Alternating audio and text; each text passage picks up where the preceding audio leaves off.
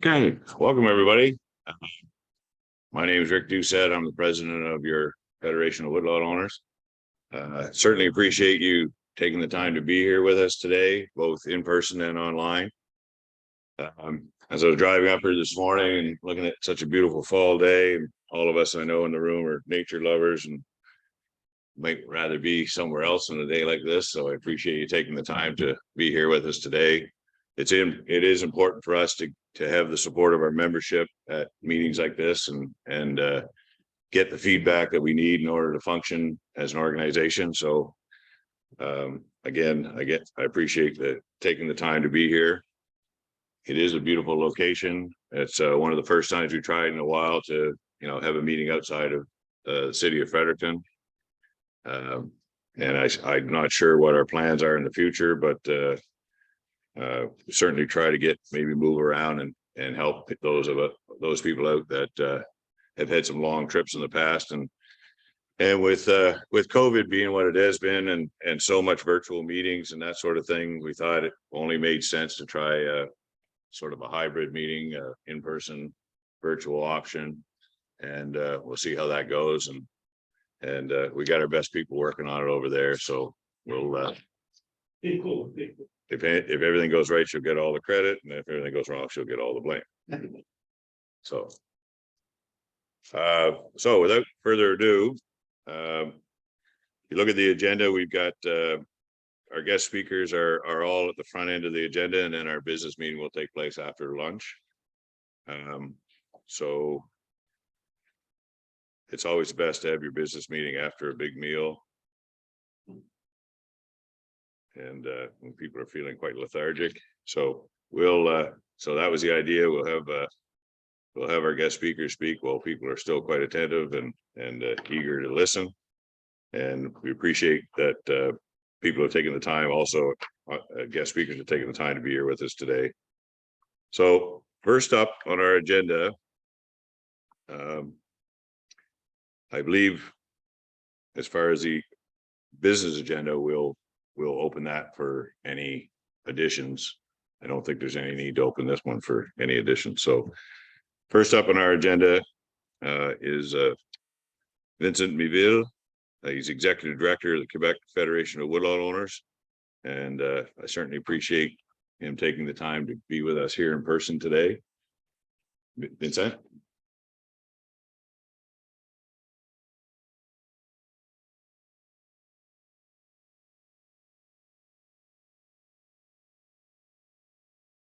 Perfect. Today I'm going to be presenting a solution to maybe an unfair income tax system on roundwood harvesting from private forests. And just presenting myself, I'm Vincent Miville, General Manager of the Quebec Federation of Woodlot Owners. And throughout my short career, I've been working in forest for now 10 years now, and I was a forest economist at Quebec's Federation of Woodlot Owners, as well as a market analyst, where I worked for Numera Analytics, which is a kind of a branch of the Pulp and Paper Product Council. And I'm really happy to be with you today to present you about this I hope solution to an unfair income tax system. First of all, what is the FPFQ, Fédération des producteurs forestiers du Québec? Well, the Quebec's Federation of Woodlot Owners is a democratic organization, just like yours here, which is defending the interest of all 134 forest owners across Quebec, and including 29,000 registered forest producers. And we will see later what is the clear distinction between these groups. Now, the Federation allows the pooling of the resources of 13 regional wood producers marketing boards in order to carry out 4 main mandates. Now, what are these mandates? Well, first of all, we aim at stimulating the development of. Secondly, we try to increase the income of forest producers through whether it be wood sales, government programs, fiscal policies, etc. Thirdly, we promote the cohesion of forest producers. So we try to gather the interest of 134,000 forest owners across Quebec. We try to unify them into objectives that rally the vast majority of them. And fourth, in order to carry out its three first mandates, the FPFQ needs to establish itself as a credible spokesperson for forest owners and wood producers as well. That is, it needs to be recognized as a major interlocutor for forest owners with any stakeholders across Quebec, even across Canada, whether it be government, industrials, municipalities, environmental organizations as such. Now, where are the private forests located in Quebec? Well, they're mostly located around the St. Lawrence Valley, as well as the Outaouais River in the west, but also in some other regions up north, for example, Abitibi-Témiscamingue in northwest, as well as Saguenay-Lac-Saint-Jean around the big lake in the middle. Now, the map shows in dark green the location of private forests across Quebec, and all in all, they represent roughly 16% of the area of productive forest across Quebec. And note that most forest product factories are located within these private forests. Who owns these private forests? Well, private forests in Quebec belong to 134,000 individuals, families, small businesses, and large forestry corporations. And although there are a few holdings of more than 100,000 hectares, the average woodlot size is roughly 43 hectares. And safe to say that each of these owners have different profiles, motivations, behaviors that make them all unique. Now, what is the distinction between a registered forest producers, also woodlot owners? I said there's 134 woodlot owners, but we also have registered forest producers as well as wood producers. Well, woodlot owners must register themselves to benefit from tax measure and grants granted by the provincial government. And those grants will enable, obviously, the improvement of forest stands. There's roughly 28,000 registered forest producers that can claim access to these governmental programs. And to register themselves, woodlot owners need to achieve three requirements. First, they need to have a woodlot of 4 hectares or more. Secondly, they need a forest management plan signed by a forest engineer or professional forester. And third, they need to have a certificate delivered by a registry office. Now, there's throughout time, especially since the end of 2012, we've seen a reduction in registered forest producers across Quebec. Nevertheless, when we take a look at registered forest area, that is woodlots belonging to registered forest producers, we see that this area has stabilized at 2.8 million hectares across Quebec, most likely because I'd say probably smallest woodlot owners have stopped registering themselves probably in the last few years, and we have some woodlot owners who have upped theirs. They have bought more woodlots. So there's been a part of a consolidation. When we take a look at all private forests in Quebec, roughly 40% of private forests are registered as from registered forest producers, so they can get grants and measures from the government to help improve forest stands. In 2012, the Federation carried the phone survey amongst Quebec's forest woodlot owners, and roughly 1,700 forest owners answered the survey. And amongst the questions that were asked were the following. During the last 5 years, so between 2007 and 2012, have you harvested roundwood or carried forest management work? At the time, 37% of them answered that they did carry forest management across their woodlots or had it done for them. That would be roughly 50,000 woodlot owners, but it could be more considering the long-term commitment to silviculture, which is carried out in a much more long span than only 5 years. Now, the distinction between registered forest producers and wood producers, well, each and every year, we estimate that roughly 15,000 to 20,000 woodlot owners harvest roundwood. Either they harvest themselves or they have it harvested by, for example, a co-op or a contractor.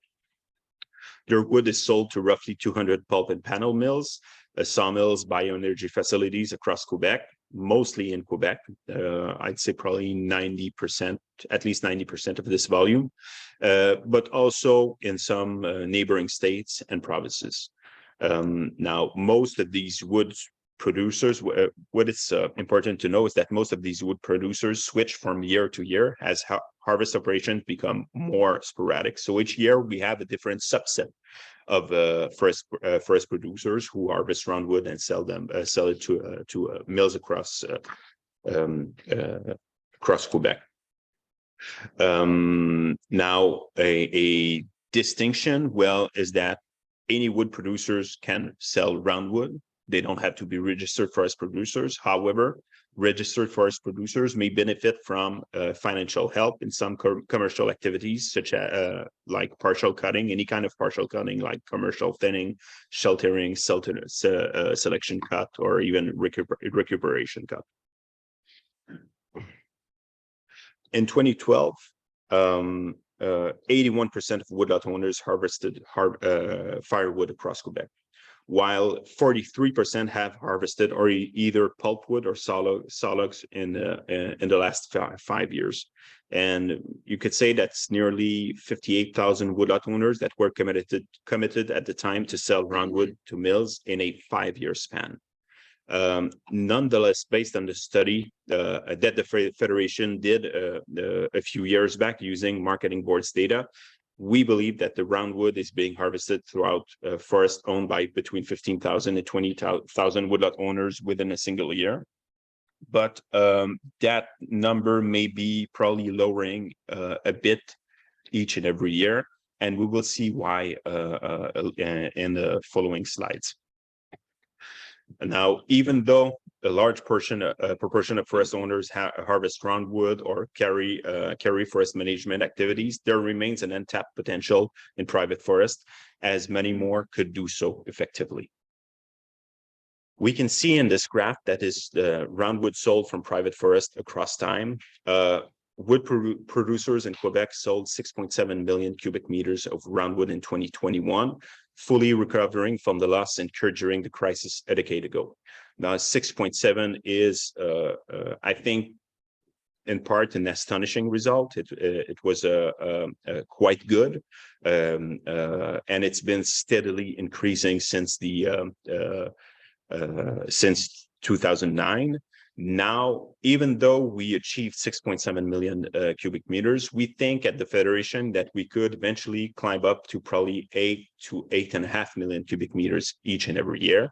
Now, that would only happen should we have the right mills at the right place, the right prices, as well as the right, for example, contractors, equipment, and so on. But there's still an untapped potential of probably 2 million cubic meters across Quebec's private forest. Mostly, I'd say mostly of the remaining, the wood that remains to be harvested would be probably mostly hardwoods, as most spruce, pine, fir are being harvested probably at their maximum level right now.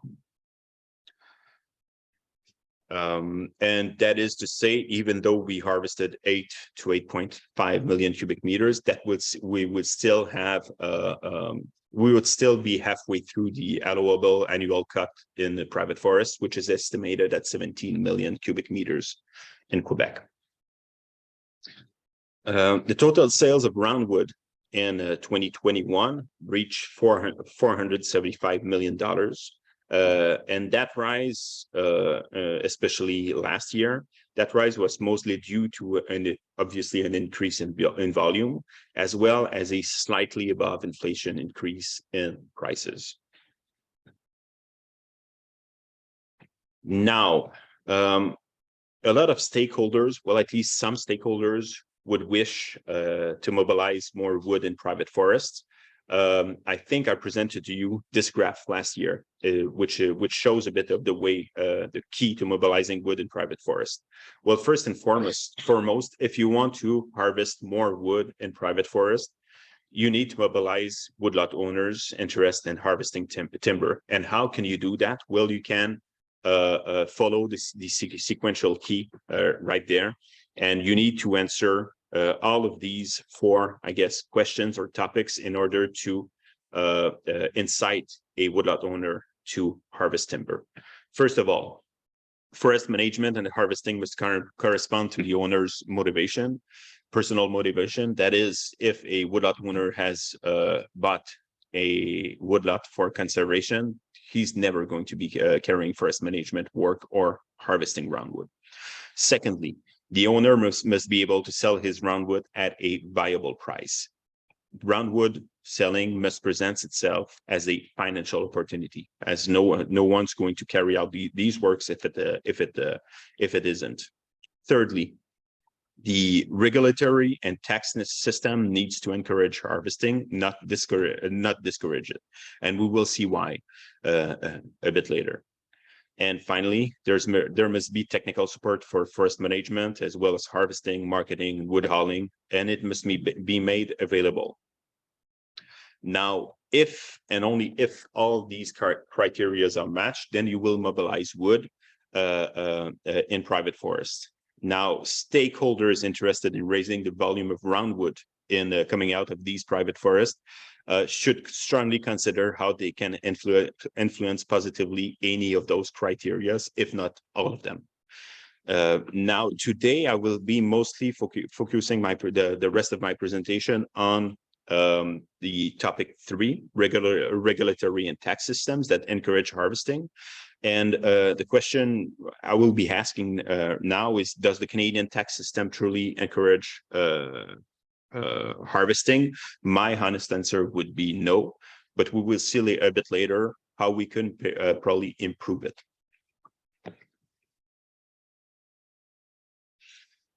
Most woodlot owners are not fully committed to the management of the forest because the cost of silviculture and other forest management activities often exceed the revenues generated by the sale of goods and services generated by the forest. And one of the issue is that income tax income tax contributes to this issue.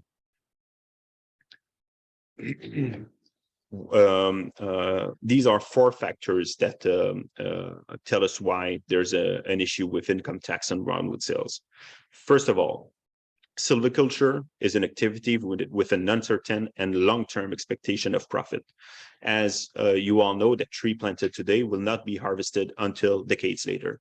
Now, this is much more different than any other, I'd say, commercial activities. For example, a farmer will be planting crops in the early season, and he's going to be harvesting by fall. Any other business, most of the I'd say most of the revenues and costs are generated within a year. Now, the time span between revenues and costs in the forestry, it's on a decade level. Now, when you're discounting revenues, the discounting of revenues ultimately reduces or eliminates the profitability of silvicultural activities across time. And obviously, furthermore, the more you take time to grow wood, well, the odds of damage or destruction of the forest due to natural disasters, such as spruce budworm, for example, increases as the length of production increases. Secondly, there are some provinces that created cost share programs in order to help lowering as much as possible the cost of silviculture. However, these programs do not necessarily cover the full cost across the board, and they can be quite limited in scope. They do not cover all silvicultural activities, so they are not perfect at what they do. Third of all, unlike most commercial activities, as I said a bit earlier, silvicultural costs occur during several years at the early stage of a production period, whether it be site preparation, plantation, pre-commercial thinning, commercial thinning, and stuff like that, while you're going to have all your revenues generated during one single fiscal year, a couple of decades later. Thus, the costs and revenues occur in widely separated years. Therefore, a woodlot owner when a woodlot owner is actually harvesting, he cannot lower his revenue with deductible costs, which means his revenues will be probably taxed at a higher rate than any other commercial activity. And fourth point, most forestry revenue tends to be sporadic than regular and sustained in nature. Harvesting is carried out only in occasional years, and in those scattered years, the woodlot owner may see a large increase in overall revenue and is obviously taxed accordingly. And these revenues are being added to the woodlot owner's regular revenues, because most of them have another revenue coming in, and it increases deeply the marginal tax rate for producing wood. Furthermore, occasional harvesting has become a trend, and we'll see why in the next two slides. Mechanized harvesting has grown significantly over the past decade or so, as seen on this graph, from 61% in 2012, where we were now at 81% in 2018. My guess is that mechanized harvesting has grown up a bit more since then. We have switched, sorry, from a kind of a farmer, blue-collar woodlot owners who were, for example, harvesting maybe a van or one truck or two trucks or three trucks a year, to mechanized harvesting across the board. Now, according to a Fédération census, there are approximately 450 mechanized harvesting contractors operating in private forests across Quebec. And that was a survey done in 2018. And in 2018, they did harvest for at least 81% of all roundwood volumes sold in Quebec. And that accounted for just over 5 million cubic meters. Nowadays, as I said a bit earlier, the level of mechanized harvesting has probably got up a notch higher. Now, there's several factors that probably triggered this rise in last years. Well, first and foremost, woodlot owners are less and less inclined to work in their own forest. Woodlot owners are getting more educated.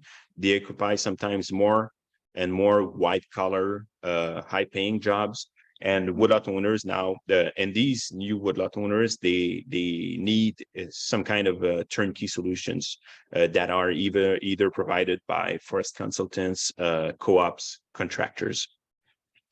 Secondly, mechanized harvesting enabled productivity gains that were largely needed in either flat wood price environment or a decrease when we take a look at the crisis a decade ago. And at the same time, you had somewhat of a natural lack of silvicultural manpower. Thirdly, aside from being more productive, mechanized harvesting is also much safer. Fourthly, grants and tax refunds rates for silvicultural treatments in Quebec are estimated for silvicultural treatments that are at least 4 hectares or more. That is, that anything below that area incurs probably more cost to the woodlot owners and is therefore discouraged by the government. And fifth, you have spruce butworm infestation in Eastern Canada, in Nouveau-Brunswick, and we have it as well in Quebec. And preventive and post-infestation harvesting needs to cover either large forest patches, or it has to be done in a quite rapid manner.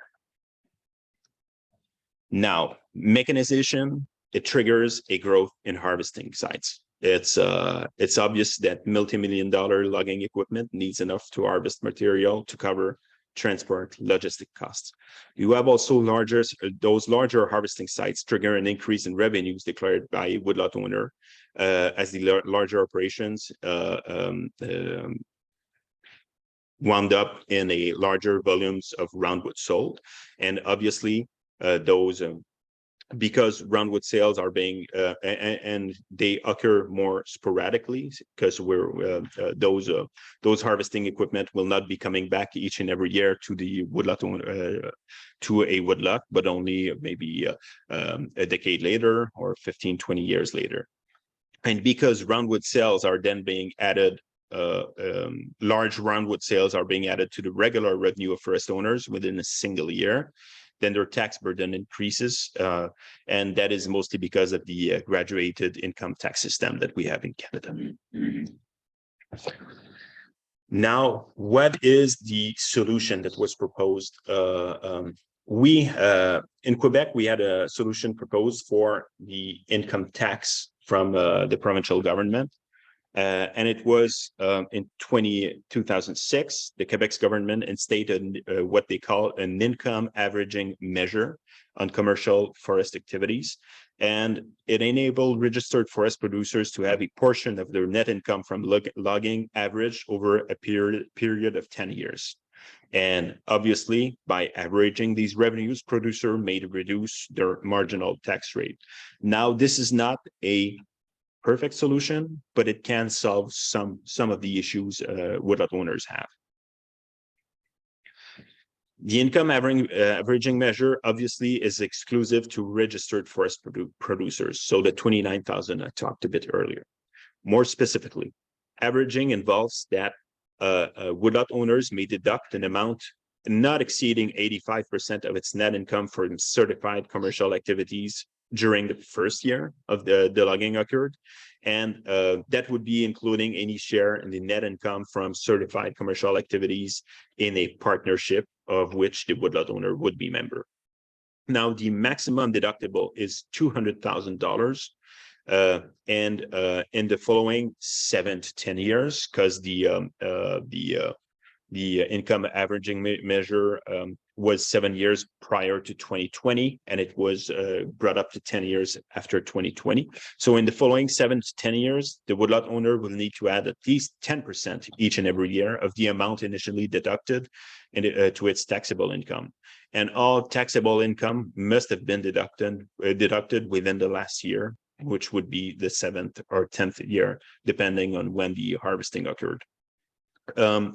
I should say that this measure was put in place in 2006. It was actually abandoned in 2009, but it was then reinstated by the Quebec's government in 2016 and upgraded in 2020 to bring the averaging measure to a 10-year span instead of 7 years.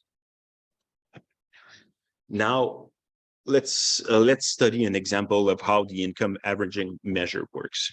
You have at your left, so this column here, forest income without averaging. We have a forest owner that would have a regular income of $30,000 per year. At year one, he would be harvesting $70,000, which would put his total income, taxable income in the province of Quebec at $100,000. Now, the approximate income tax for that year would amount to $15,560.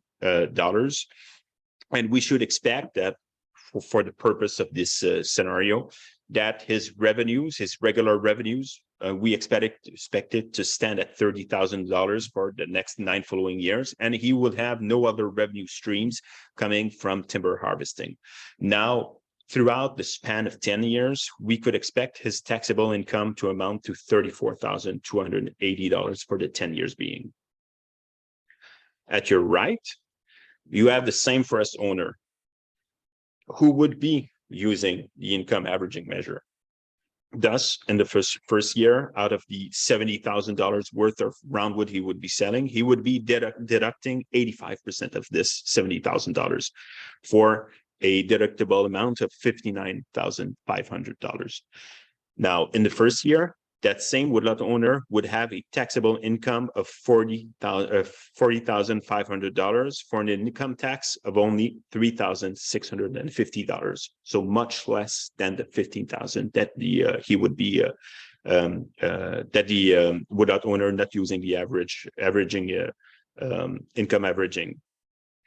Now, obviously, in the later years, from year 2 to year 9, he would have to add a deductible or add a deduction income of $6,611 each and every year. That would put his taxable income at $36,611 for an approximate income tax per year of $3,070. So a bit more each and every year passing by, but when you take a look at this, you see that, well, the income averaging gives a net gain of roughly $3,000 to the forest owner, as it helps lower his marginal tax rate across time, across the 10-year span. However, should you calculate the net present value of having, for example, paying much less tax on the first year compared to the other years. So when you do the net present value of this with a 3% interest rate, the net gain would amount to probably $4,000. Now that is not, but the overall gain is probably much higher than that, as over a 10-year span, the woodlot owner will be probably able to, across time, put in expenses. For example, if he harvests at year 0 or year 1, and he has to plant at year 1 and then do a in French we'd call it dégagement plantation, which would be who would be spacing of his plantation and stuff like that. He could time in some costs with the deductible revenues, and it would be he would be able to probably lower his marginal tax rate even more across time. And now the major issue with this measure is that it only applies to taxable income in the province of Quebec. So any federal income does not beneficiate from this tax measure. And so federal taxable income will therefore remain the same. But it's I guess it's a solution. Now, that's why I'd like to present to you today a measure that could apply to all income should federal and provincial governments decide to or wish to do so, and that would be the personal silviculture savings and investment plan that was put forward a few years back by the Canadian Fédération of Woodlot Owners, that is now called nowadays called Canadian Forest Owners. And to introduce this proposition, I'd like to play in maybe a little video.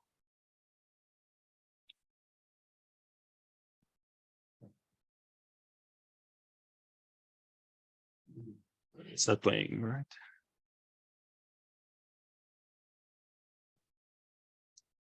Oh, somehow it's not working.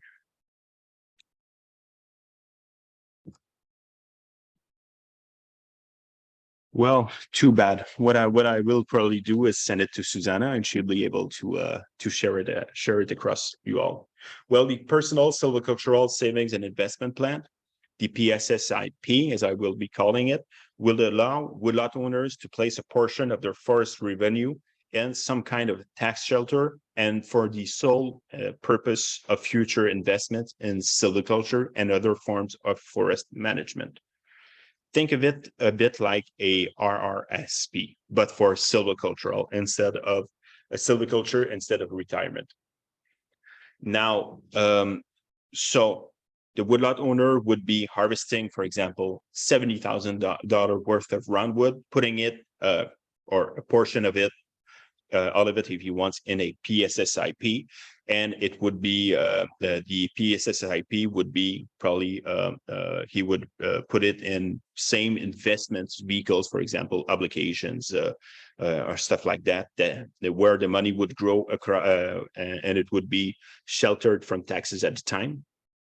And he could eventually withdraw money from the PSSIP in order to carry out, for example, plantation, or carry out some kind of pre-commercial thinning, or even building a road on its woodlot. Now, if the woodlot owner is able to withdraw money in a given year, and it concurs with forest management activities, such as I described a bit earlier, the incurred expenses could lessen the woodlot owner's tax burden across time.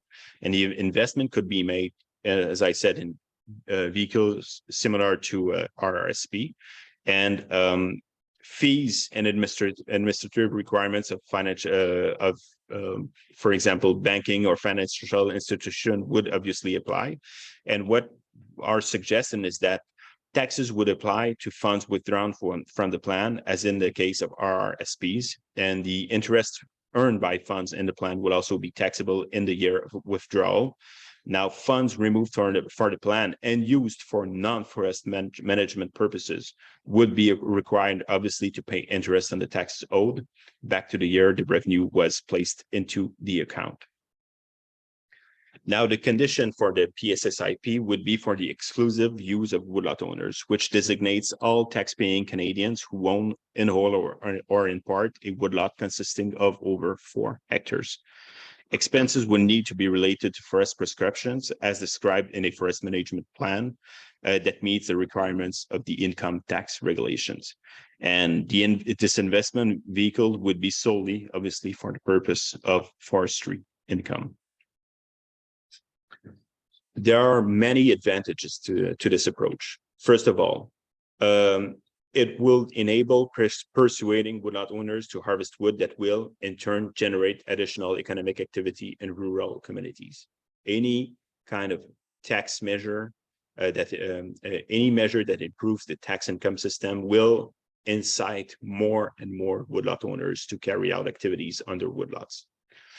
It will enable the investment of revenues from the sale of wood in planting and improving forest stands, instead of, for example, in personal consumption of forest owners. It'll help and it will enable the synchronizing of forest management expenses with revenues from forest, thus enabling forest management to be taxed like other commercial activities.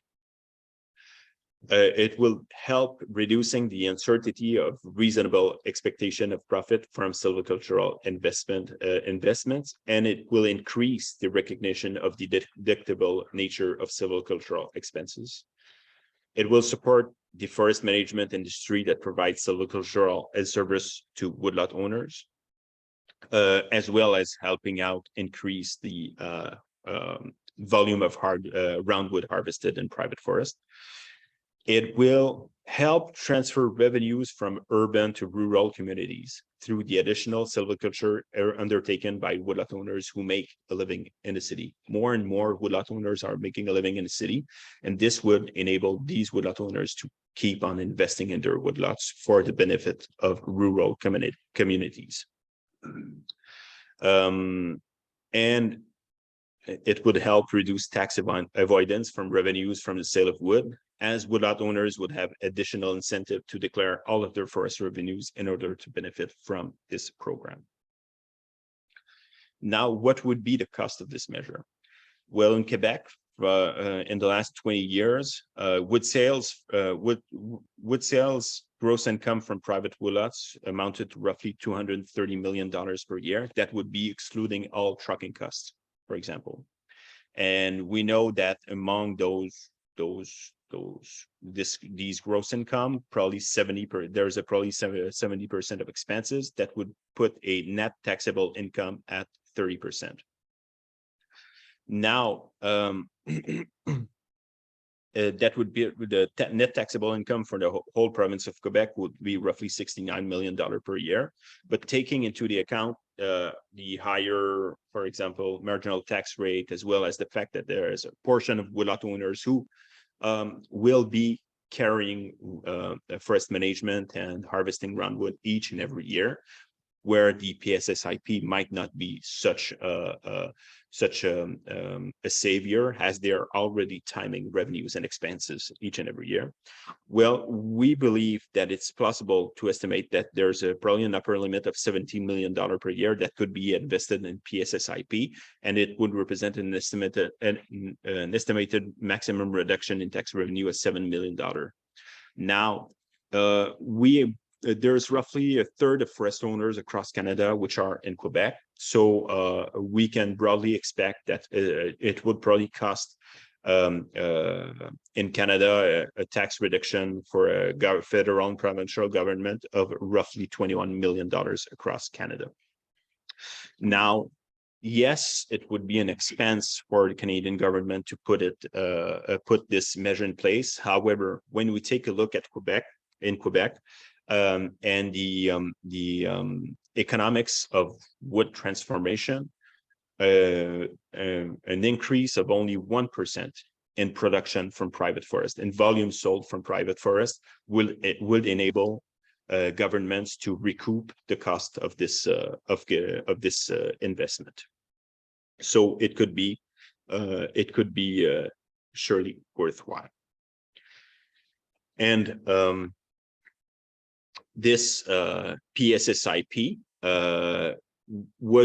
is actually being recommended right now by the Canadian forest owners in advance of the upcoming budget.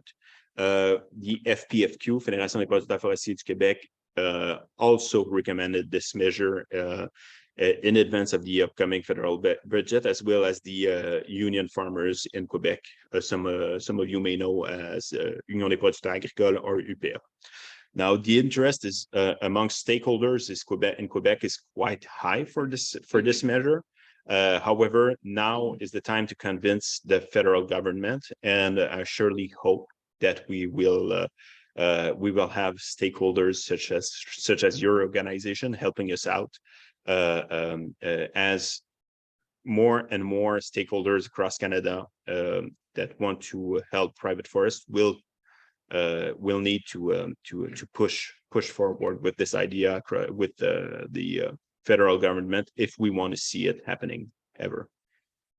And it's safe to say that the House of Commons, well, at least the Standing Committee of Finance in 2021, and have supported the implementation of this measure.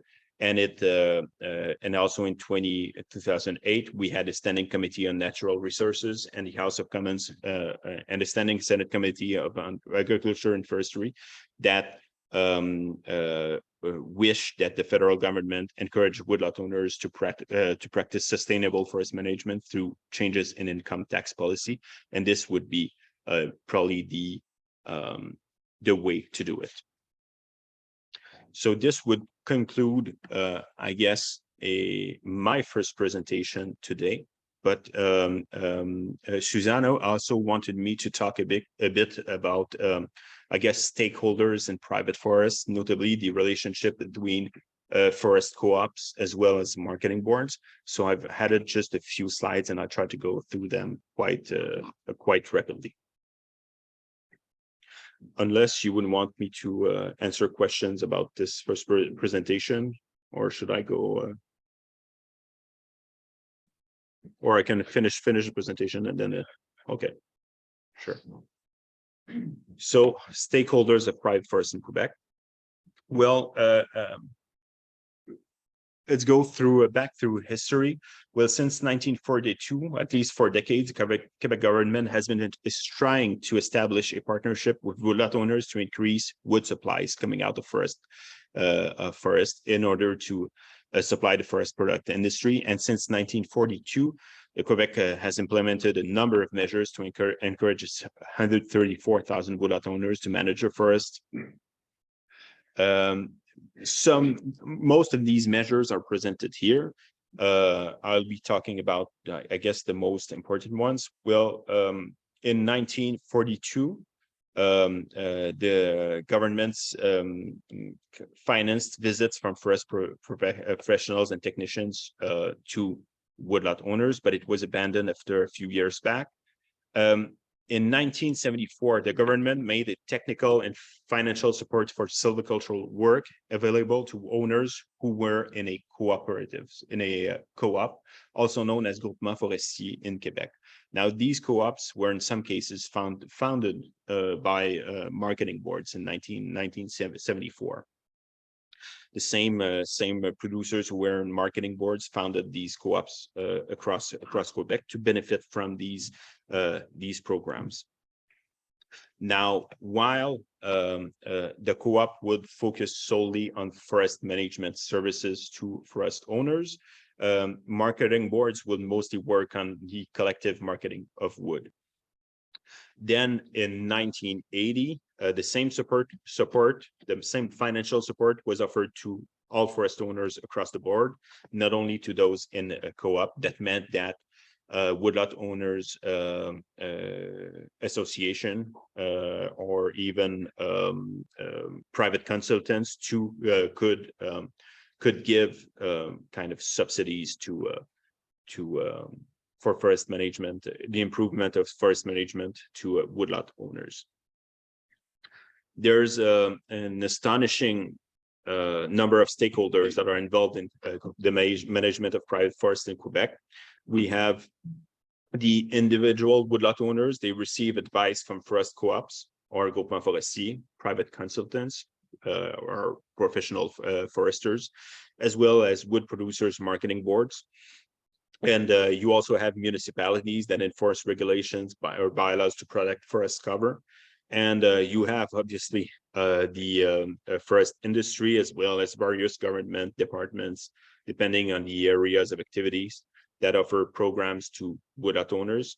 And you also have governmental agencies for the development of private forests that provide a forum for all these actors to discuss the planning of forest management programs on a regional level, but also they manage the subsidies that the programs and the subsidies that follow through. So you have roughly 150,000 organizations that work actively with woodlot owners across Quebec. Now, to simplify this, within a single region, you have a forest owners association, which is also a marketing board, which manages the negotiations with mills, informs woodlot owners, organize supply logistics, and make payments to wood producers. You have several forest owners cooperatives or groupements forestiers that provide silvicultural services.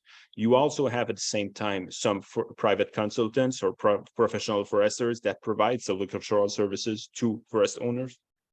And you also have, and by the way, even though there was a scission between marketing boards and co-ops across the time, so the co-ops will be doing silvicultural works and the marketing boards will be solely focusing on the collective bargaining of wood. Some marketing boards in Quebec, 4 of them decided to keep offering or develop a silvicultural services on their own that they also offer to woodlot owners. And finally, you have a governmental agency to establish regional silvicultural priorities and administer subsidies. So and you have roughly a network of 100 forest owners, co-ops, associations, and private consultants in Quebec that provide technical assistance in the area of forest management and silviculture. And they offer guidance to forest owners regarding the management of their woodlot, as well as silvicultural services. And it's safe to say that the ones that offer most of these services in Quebec would be probably the co-ops or groupements forestiers, as they receive a larger share of the subsidies, and they have roughly 20 to 21,000 members. Now, it's all of these members are registered forest owners, and when they register with a co-op, they need to once you register with a co-op, you stick with that co-op for at least 10 years or the time of the management plan. On the other side, you have forest owners association or marketing boards that provide timber marketing services to woodlot owners. The marketing board is responsible for negotiating with mills, informing woodlot owners, organizing supply logistics, and making payments to wood producers. And for the sake of this discussion, not all products are covered identically in all regions. So we have all marketing boards who market pulpwood to panel mills and pulp mills. So they negotiate prices, they do logistics on trucking, stuff like that. You have half of these marketing boards who do the same thing for sawlogs, and you have half of them who, for sawlogs, will probably only inform woodlot owners on prices, but they will not be bargaining wood. Although we currently have 3 marketing boards who wish to also apply the same recipe, for example, negotiating pulpwood prices to solid in Quebec. Now, there's some advantages to separating organization from doing the marketing of wood, from giving silvicultural services, as it gives specific tasks can be accomplished by both of the organization. However, it can sometimes the multiplication of private forest stakeholders can be a drag on the development of private forest. And we have three reasons that I could think of yesterday when I wrote this slide. For example, in some regions, forest co-ops and marketing boards have strayed away from each other, as sometimes friction rose between competing organizations. In some regions, it works really well, as forest owners are part of co-op and as well as the marketing board, and everything works very well. In some regions, sometimes there's some friction. For example, some marketing boards, for example, seeking an interest in marketing collectively sawlogs, could be either supported by forest co-ops or even plainly opposed by some co-ops. Now, whenever you have friction between 2 forest owner organization, you have it all comes out at the expense of, or sometimes it comes out at the expense of the forest owners. So it can be an issue. Secondly, new woodlot owners see woodlot as a possible second revenue stream or a pleasure, where to pass time to have pleasure on their woodland. And they don't have the full range of time, they don't have the full range of interest, and they don't have the full range of technical knowledge to manage your woodlot. Therefore, they need, or they wish they had a one-stop shop or turnkey solutions, as they lack the information details on who does what in private forest, and can be sometimes very complex for forest owners. And third of all, the multiplication of stakeholders comes with a multiplication of political agendas, which may conflict between each other and sometimes inside the government to hold still, especially when you have, for example, a forest owner association and, for example, for forest co-ops who compete each other with a kind of political agenda that does not match perfectly. Then it's easy for other stakeholders to sit and wait for the time being. Now, this would conclude my presentation, and I'd be happy to answer any of your questions. Sure. Nice presentation, Vince. After one, the competition between forest owners associations and co-ops. I don't see industry anywhere. They're in that competition too, right? Well, I mean, they could be. They're another stakeholder that can influence influence both of these organizations. Yes, but it would be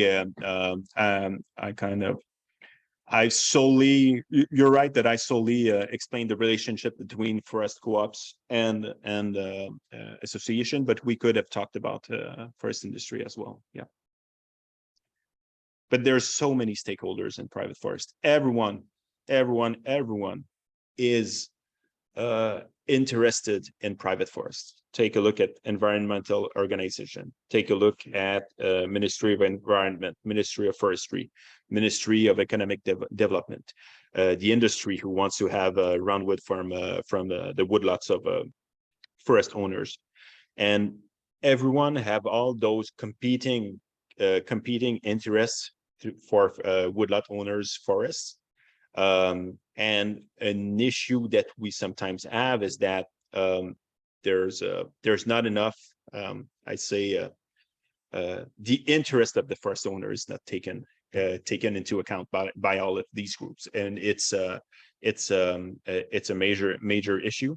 And when you have what I said about the competition between forest owners association, different forest owners association, when forest owners do not have a same agenda, it becomes even much harder for them to have all other stakeholders respect what they truly want about their woodlands.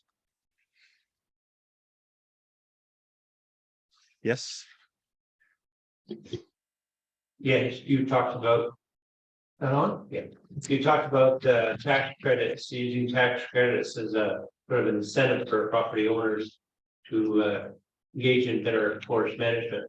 So I'm just wondering, like, from a woodlot owner's perspective, what is the tax rate essentially in Quebec for private forest owners?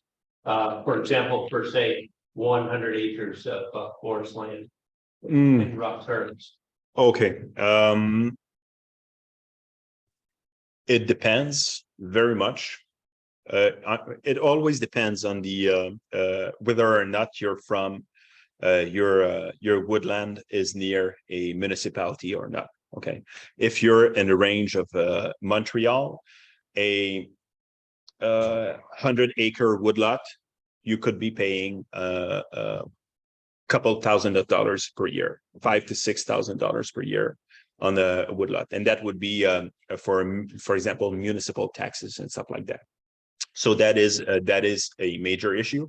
When you're in some faraway regions, then only a couple of $100s per year for the same woodlot would be the case. It always depends on the location. From, for example, a large city like Montreal or Quebec.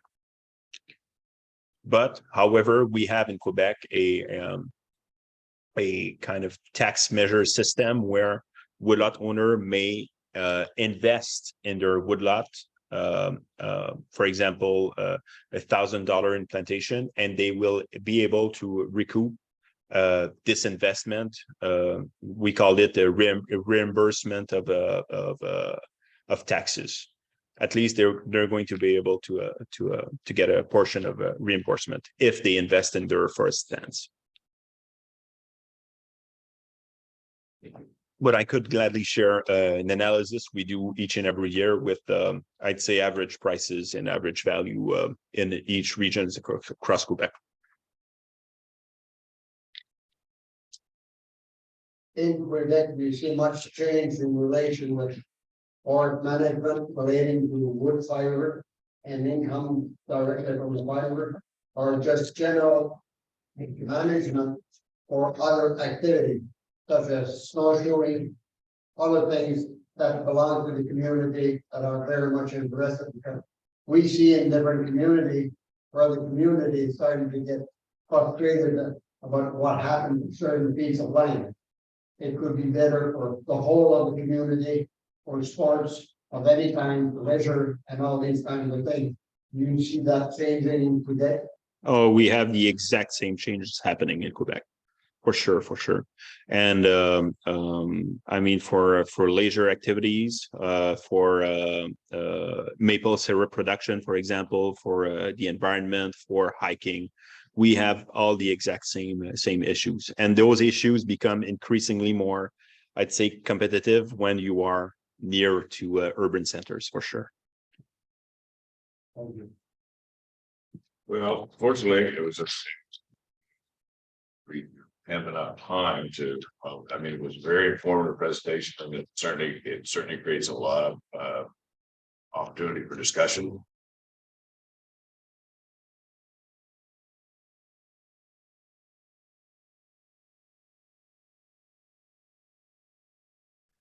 Okay. Oops. Okay, there.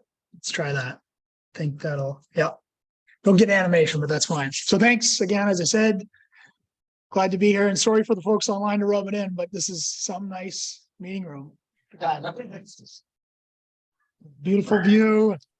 But anyway, sorry, and welcome to those online. So as Rick said, and thanks for the kind words, Rick, I think we've collaborated quite a bit, and it's been, the minister said, Jesus, this work's getting like a couple of birthdays here. It's getting a little old. So we're trying to bring this stuff together and bring it to execution phase, but it's taken a lot of work, and I want to describe the work that we've done kind of the phases that we've gone through. And as Rick said, we've done a lot of work with the boards and the chairs and the Federation. So some of these slides will look familiar to those folks, but and then we'll talk about kind of next steps here and where we're trying to take all this.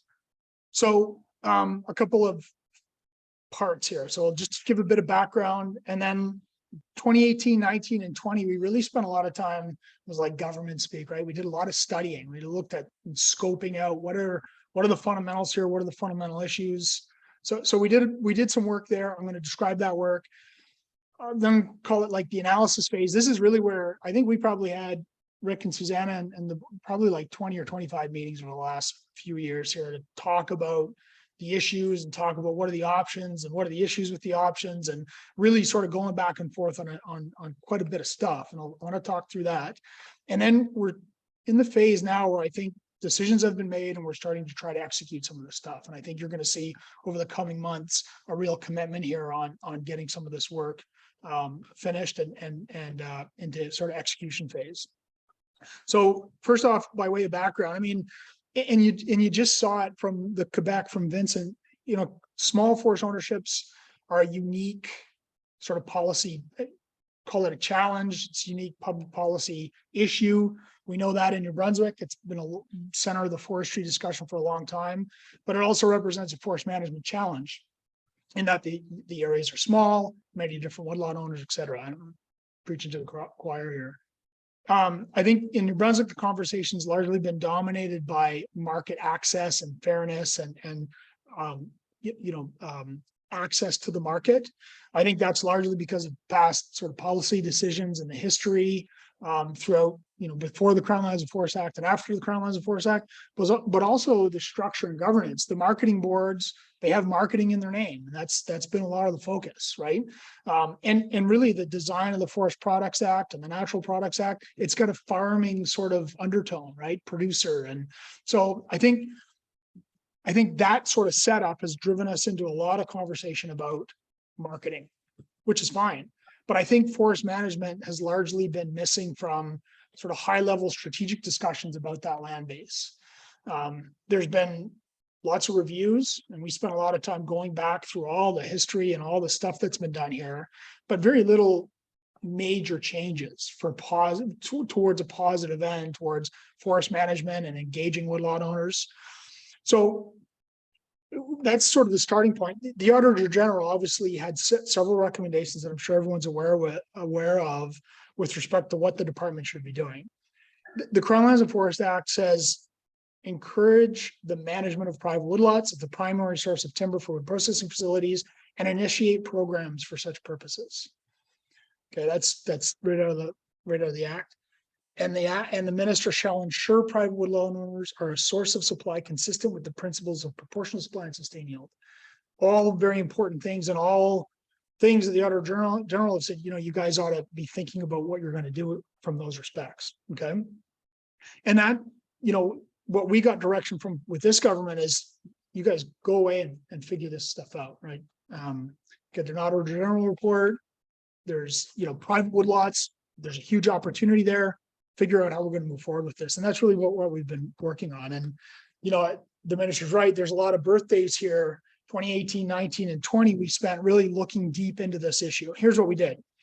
I mean, there's lots of research on non-industrial private forests. NIPF, I think is how it's referred to in the US. Lots of work in Scandinavia, but we took 2 or 3 of our staff and said, focus on this issue and really focus in on what does the research say around the challenges on this land, on these types of land bases, in sort of peer-reviewed literature, but also look back at all the different task forces and surveys that have been done, and try to get a real understanding of this land base. The next thing that we did was the government took a group of sort of project management folks, black belts, which not the karate type of black belts, but process improvement, Lean Six Sigma black belts. They created a unit called Alternative Service Delivery. It works at a Treasury board.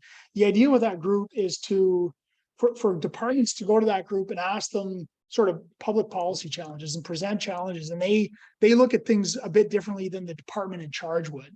So we went to that group and said, look, we want to look at this private woodlot system, and we want to look at it and we want to review it.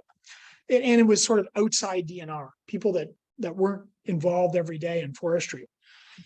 They interviewed, I think, over 70 woodlot owners, contractors, mills, and marketing boards. Quite a nice report. They did a good job with this. They randomly called up woodlot owners. They talked to a whole bunch of contractors.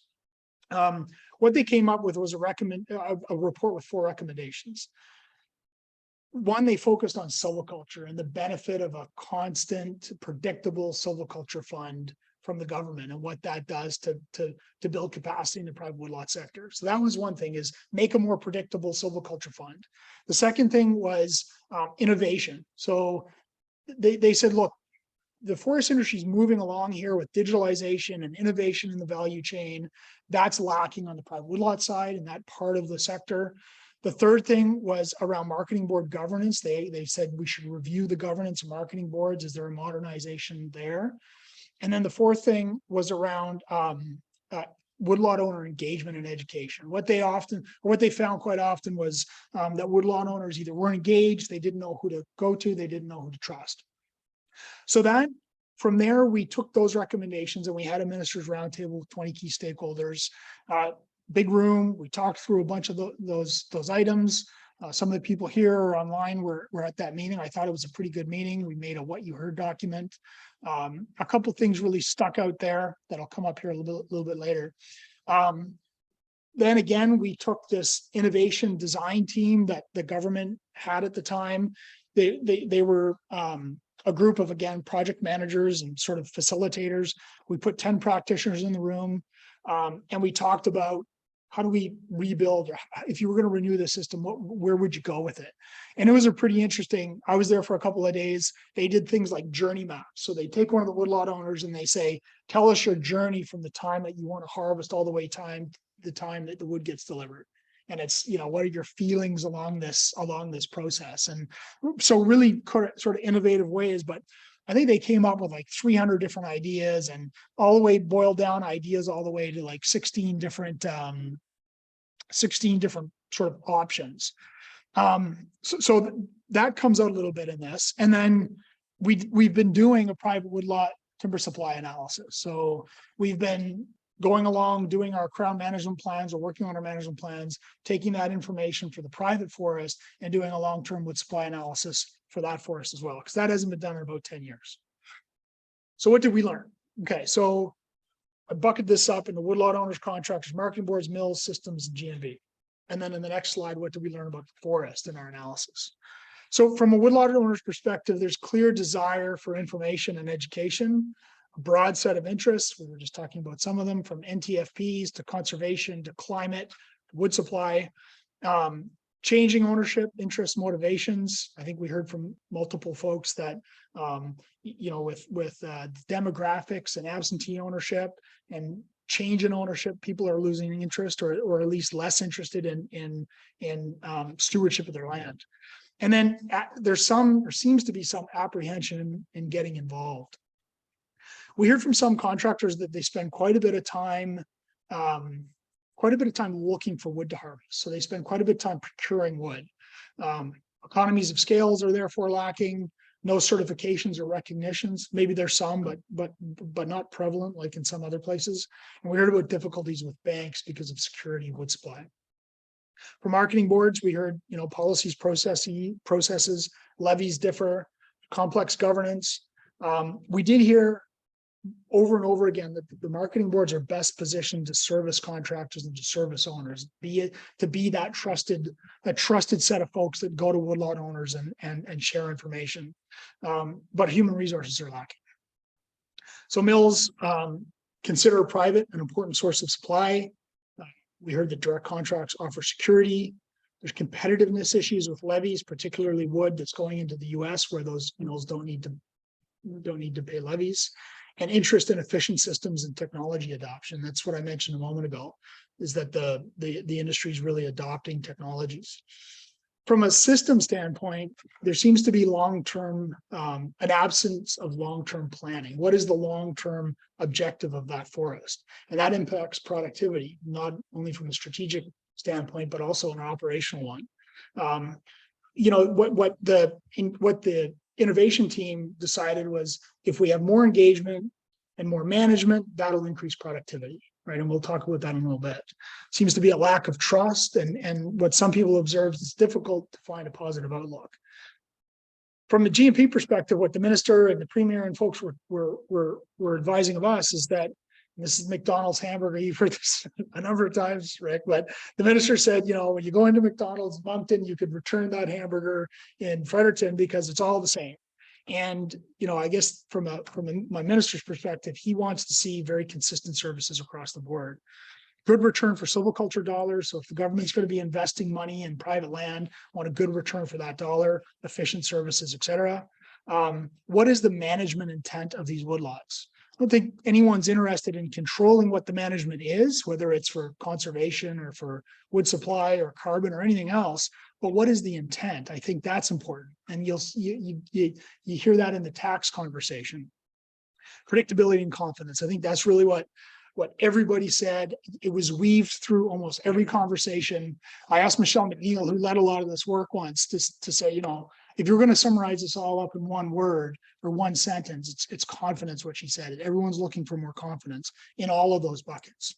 But you could argue that there isn't really a system. There's a number of systems. When you look at the whole piece here, you could argue that the activities are relatively ad hoc.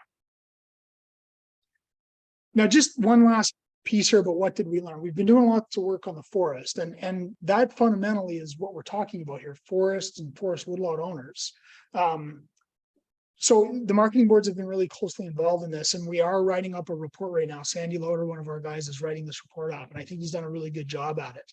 There's lots to talk about here. I could have done a full presentation on just this alone, but we did a lot of work on active woodlots, and we concluded that about 80 to 85% of woodlots have done something on their woodlot over the last 30 years or so. So when you look at all this and you look at what I've got as a slide here, is I've got the historic wood supply in softwood in green and hardwood in blue from 2000 to 2020. So you can just like Quebec, you can see the decline with the downturn and then the recovery after the downturn. With status quo management, we're harvesting a bit above what's long-term sustainable if we do everything the same moving forward, particularly with softwood. With hardwood, I think we're running right about the sustainable level. In some boards, it's worse than others. But that, like, I got to be very careful, and I wouldn't suggest that the woodlot forest is being managed unsustainably. It's a matter of how you look at it. I mean, we are breaking that forest up into 7 boards. And when you break a forest up into 7 units, it's more difficult to sustain a long-term harvest. Okay. And so that's sort of our projections today. But when we release that report and we talk about that report, you're really going to see that there's lots of opportunity on this forest. The other thing that concerns me a little bit is that we're really changing the composition of this forest from more softwood dominated, mixed wood dominated, really. And this is the bottom graph. You can see forest communities down here: balsam fir, hardwood, softwood, intolerant hardwood, jack pine, non-commercial, other softwood, et cetera. We're really seeing declines in much of our softwood and mixed wood stands, and increase in IH and an increase in non-commercial forest.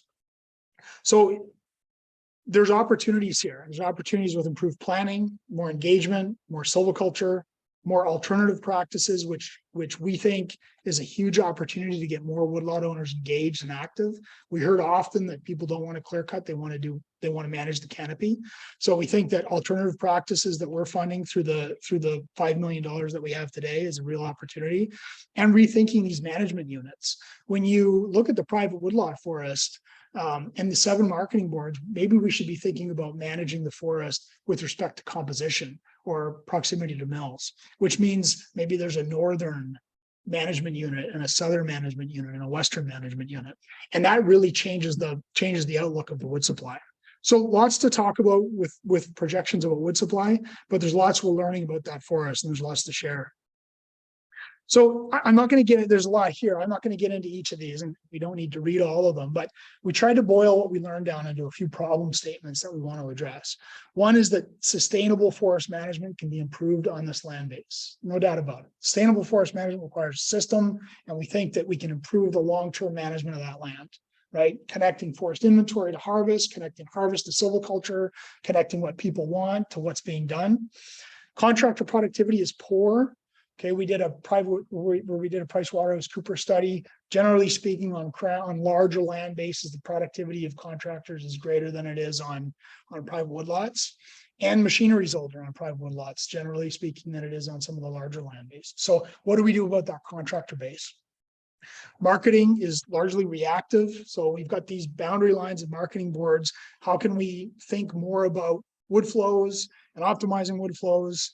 Negotiations are not going well. They're lasting well into the season. So we've got a couple of things to say about that. And then how do we engage woodlot owners? So demographics, absentee ownership, turnover, all of those things. How do we bring woodlot owners on board to be more familiar with the forest and really be engaged in management? So that's sort of a lot there, a lot of work and problem statement, but where do we go from there? So we've been meeting with, as I said, the marketing boards and Federation and talking through a lot of this stuff.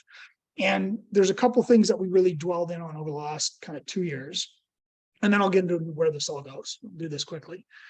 How do we improve engagement and education? So we used to have, as everyone knows, we used to have an extension service. So what would a new extension service look like, or a service through marketing boards? If they're the most trusted folks, how do we get the marketing boards to get out there on the ground, providing management plans and providing options for people on how to manage their forest?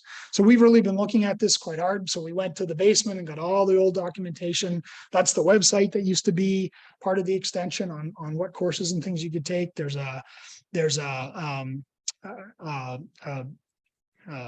org chart, some of the information that used to go out to woodlot owners. So we're really thinking about, how would we design this? And we were just talking about, is it a group of specialists? Is it a group of generalists? How do you get woodlot owners engaged in all the different things that are possible with their land? So there's actually a master's student. I saw Tom Beckley's name back there. We're working with Tom a little bit. He's got a master's student who's looking at, what are the options with respect to education and extension. So this is certainly of interest, and it comes directly out of the work that we just talked about. The governance piece, people probably have seen this, what we call the schematic, and we went back and forth and talked about this, but is there a better structure to serve woodlot owners? So, one overseeing marketing board that looks at things strategically, policy planning, inventory, timber supply, negotiations, market intelligence, does things once like IT and financial accounting and levy, all those things, and then regional offices as they exist today that focus on engagement and extension and operations, connecting that strategy down to operations. And we've looked at, a bunch of different ways here. We'll talk about this towards the end, but we've certainly talked about that quite a bit. One of the things that I spent quite a bit of time on in thinking about confidence and thinking about how do we build a system here is land investment. One of the ways to build confidence and predictability is investing in the land. One of the ways that we looked at this is productivity. When we were thinking about crown versus private, we looked at the crown harvest, the crown growth, and crown drain versus growth, percent of the growth that we're harvesting. And we did that on woodlot as well. And there's a lot here. Basically what I'll summarize is that the crown forest is being managed in a way that the growth is exceeding the supply. The same is true with woodlots, but that's probably because of the about 80% that's engaged. If we start engaging more woodlot owners, we want to make sure that we're not harvesting more than the long-term growth. So there's a disproportionate piece there. So when we talk about proportionality, how do we get proportionate growth across the forest? The same is true with investment. So we took our annual investment in inventory and silviculture and management, protection and administration on crown land. It's about $38 million a year. And we looked at private woodlots. And in absolute terms, there's a big difference there. That's obviously because of the land-based size. So when you turn that into investment on a per hectare basis, private woodlots are not being invested to the same extent that Crown land is. The gap there is about $9 million. Okay, so let me just walk through this. The G&B investment in private woodlots is about 11 million when you consider our inventory investment, our silviculture investment, and our protection investment. Okay, on a per hectare basis, that's about $5.75. When you think about who benefits from woodlots, industry benefits from woodlots as much as any of us do. They want a long-term predictable supply, but also a well-managed forest. So the gap there is about $5 per hectare in funding. Okay, it's about $9 million. So if we wanted to write this and make it so that all of our forest land was invested in about the same proportions, we have a funding gap here. Okay, and if we want to create stability and confidence, this is one of the places that we really think, along with extension and education and the marketing boards, how do we really incite confidence in investment? It's this gap. Okay, so some of the decisions and execution here. So I really wish that was animated. It's not. So we've sort of put together a little bit of a strategy map here, and it's got 3 components: improving the planning on this land base, improving the execution of that planning, and improving confidence. And that improving confidence piece we really see as the cornerstone or the keystone, the foundation of making this all work. So I'll go through the first sort of column here. You know, the wood supply and inventory projections that we're doing now, we really see that as a foundation to bring this forest under management. What are the options? And it's not for the government to decide, but I think the marketing boards have a real, and we're trying to set it up so that we can hand this thing off. The marketing boards have a real good insight on how their areas should be managed and what they should be managed for. What are the landowners interested in, and how do we serve the demand of both the industry and of the private woodlot owners? So what's the long-term strategy here? And we've got all the tools to develop that. We are interested in a registered woodlot system. I've heard it a couple of times this morning, but how do you take that strategy and turn it into better operations to improve productivity for contractors? You get more management plans made. So how do we get management intent with people on the ground helping create management plans? Those management plans are registered, and then we can start talking about all those things like tax benefits and talking about. I really liked the revenue averaging. You know, once we build a registered woodlot system, I think we can really start talking about all these other options. But really, the intent there is taking strategy down to operations and improving productivity. So extension services, that's a requirement, right? How do we get management plans done and people understand options? You need management, you need extension services. So landowner education, what are your management options? And then, you know, it came right out in that first bunch of work, secure silviculture funding, equipment planning, commercial thinning and other things, labor planning. There needs to be security here. And, you know, we couldn't agree more. With the execution piece, we've been talking a lot about renewing the marketing board system, centralizing administrative functions. So what are the things that are done often that don't need to be done often, be done once? And what are the things that are operational and focus and really add value to private woodlots? We worked on TC remittance. I know that was a big pain for the marketing board. So we've made some changes to the Transportation of Primary Forest Products Act. We think will help collect levies. It'll help control wood supply at a board level, and it'll improve accounting. We're working on negotiations. So we've started in this year to try to make more timely and fair negotiations, align them with the Crown operating season. Now we're into discussions about good faith, but this is an important piece of securing all of this. And then, you know, we've talked a lot to the commission, and we're working on it ourselves, as improved market intelligence. So having all contracts reported inwards so that we understand what's the market value of wood in the province, but also North American intelligence, even global intelligence, what's going on in Maine, Nova Scotia, the Pacific Northwest, the Southeast. I think it's important that we all become better to discuss these types of this type of market intelligence.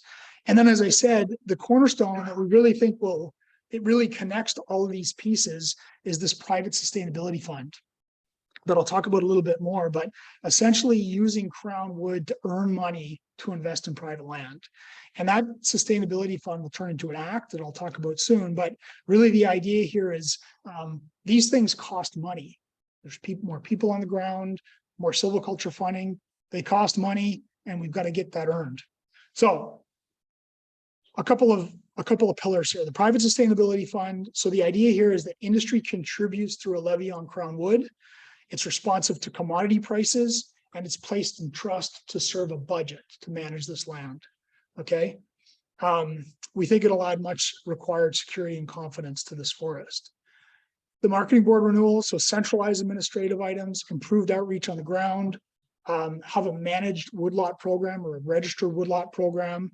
And the idea here is that if things are more organized on the ground and people know where to go, it might improve contractor productivity.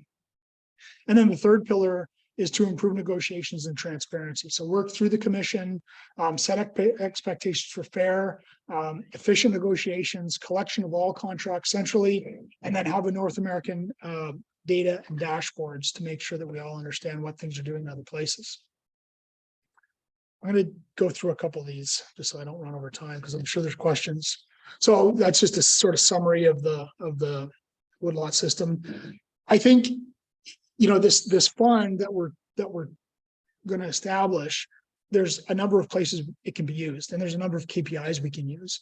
So with respect to management and extension, I think, you know, how many registered woodlots do we have? How do we increase management plans on these woodlots? How many woodlots are visited? These are ways that we can measure performance here. Silviculture, dollars invested, area treated, jobs, etc. Protection. So how can we improve protection on this forest? So these are to be developed, but I think, you know, as soon as we start earning money here to invest in this forest, we'll want to measure our performance here. So, you know, back to the Crown Lands and Forests Act, I mean, encouraging management of private woodlots and initiating programs for such purposes. That's one of the things that we're trying to do here. And then proportional supply and sustained yield is an important part of this. And we want to build confidence in a sustained yield, and also that forest is acting proportionally to Crown. And this quote, actually, I got from one of your presentations, right? So the first priority in implementation of the new act is, in my view, the government and industry work together to bring order, stability, and investment to the production and management of small freehold. This will mean more than managing trees. It will mean managing the system so that wood producer, small forestry contractor can perceive their future with optimism and confidence. That's one of the main things that we're trying to do with this. So what's next? We've got continuing work to be doing with the marketing boards on good faith and negotiations and with the industry. We are introducing a private sustainability act this fall in the legislature, which will be as I said, the cornerstone to this system. We're proposing implementation of that in the spring of 2023.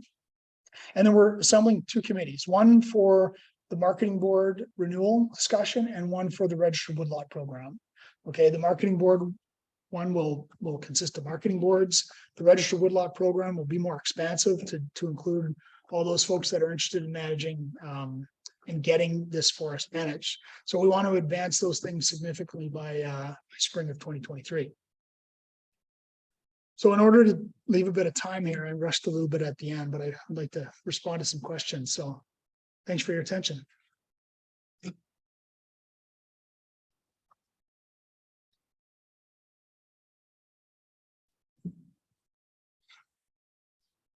I'm open for any questions. I think online probably as well.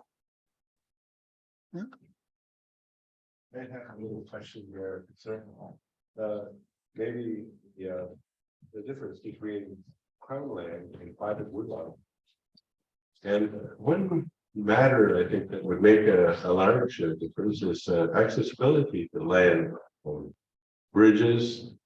And I've been through the process of dealing with the environment, and it's very difficult to communicate in person. And I feel that the relation between government and private woodland persons it's not exactly conducive. That's my remark. So the remark is about challenges in being small. Yeah, and that's, I mean, that one of the things when I started about research, and I mean, that is often the thing that comes up is how do you take the benefits of large ownerships, the economies of scale and the consistency and the relationships, and bring that onto a land base that has, well, in this case, 40,000 woodlot owners and relatively small ownerships. And how do you, and that's the idea that you see across the board. That's the idea with marketing boards, was to try to assemble into larger units to make things, to take advantage of economies of scale. I think that's the idea here, is how do we build a system that's more efficient in all those respects, right? How do we build a system that has better relationships with government, with mills, with contractors, and really greases the wheel with respect to all those items, not only strategy and things like taxes at a very high level, but also operationally, things that are operational.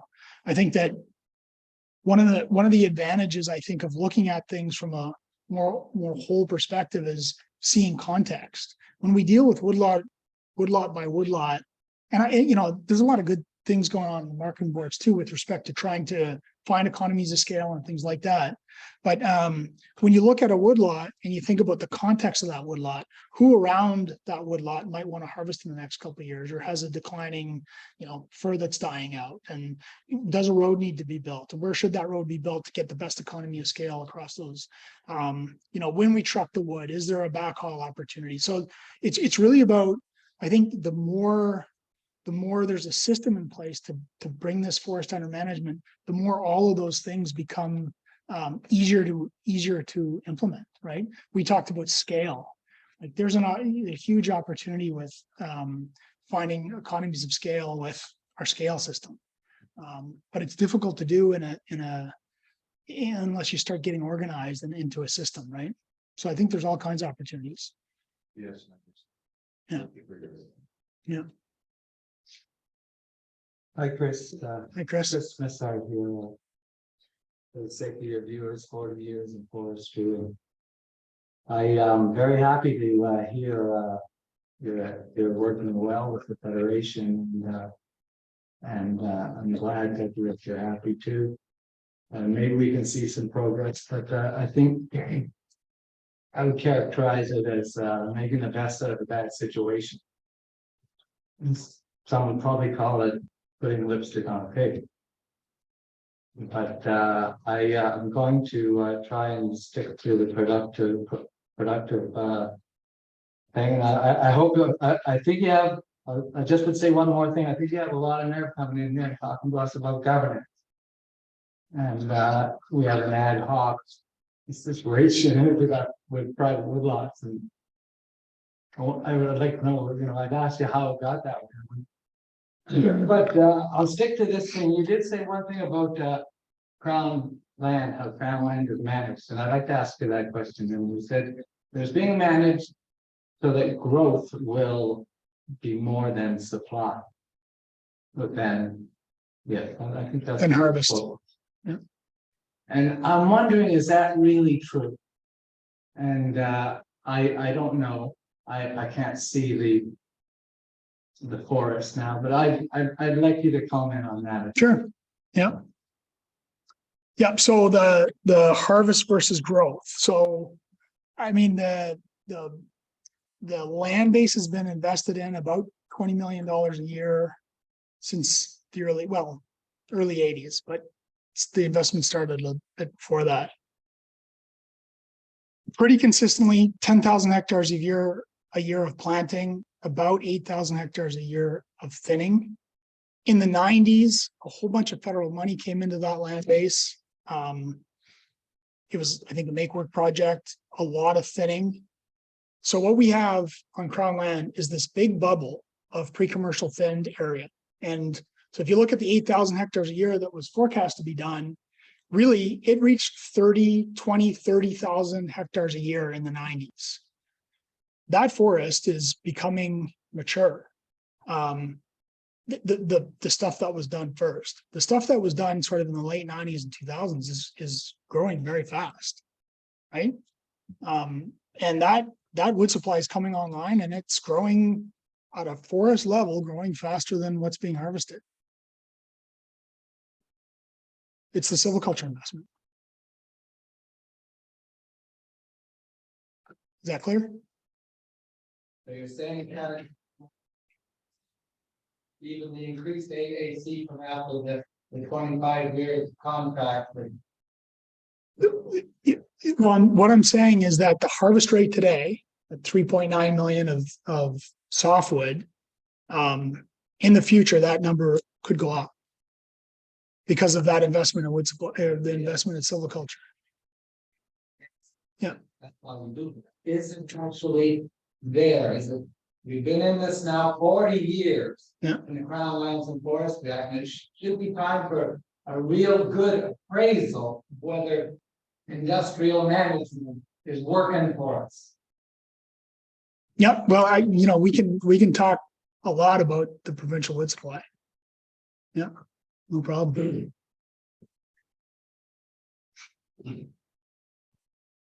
Hi, Chris, how are you doing? Cumberland here. For those that are viewing online. We're always focused on software. Yeah, yeah, Yeah, I know. And I'd encourage you to think outside the box a little bit on that, because our Acadia forest produces quite well in a different direction, that we invest a ton of time and money into converting to something else. We have a new industry in the province, a new mill that actually takes advantage of IH, which is being portrayed as a bad thing, when it actually can be a good thing. Yeah. And we're actually turning veneer from those products. Perfect. But we're having an awful hard time getting set up in this province. Right.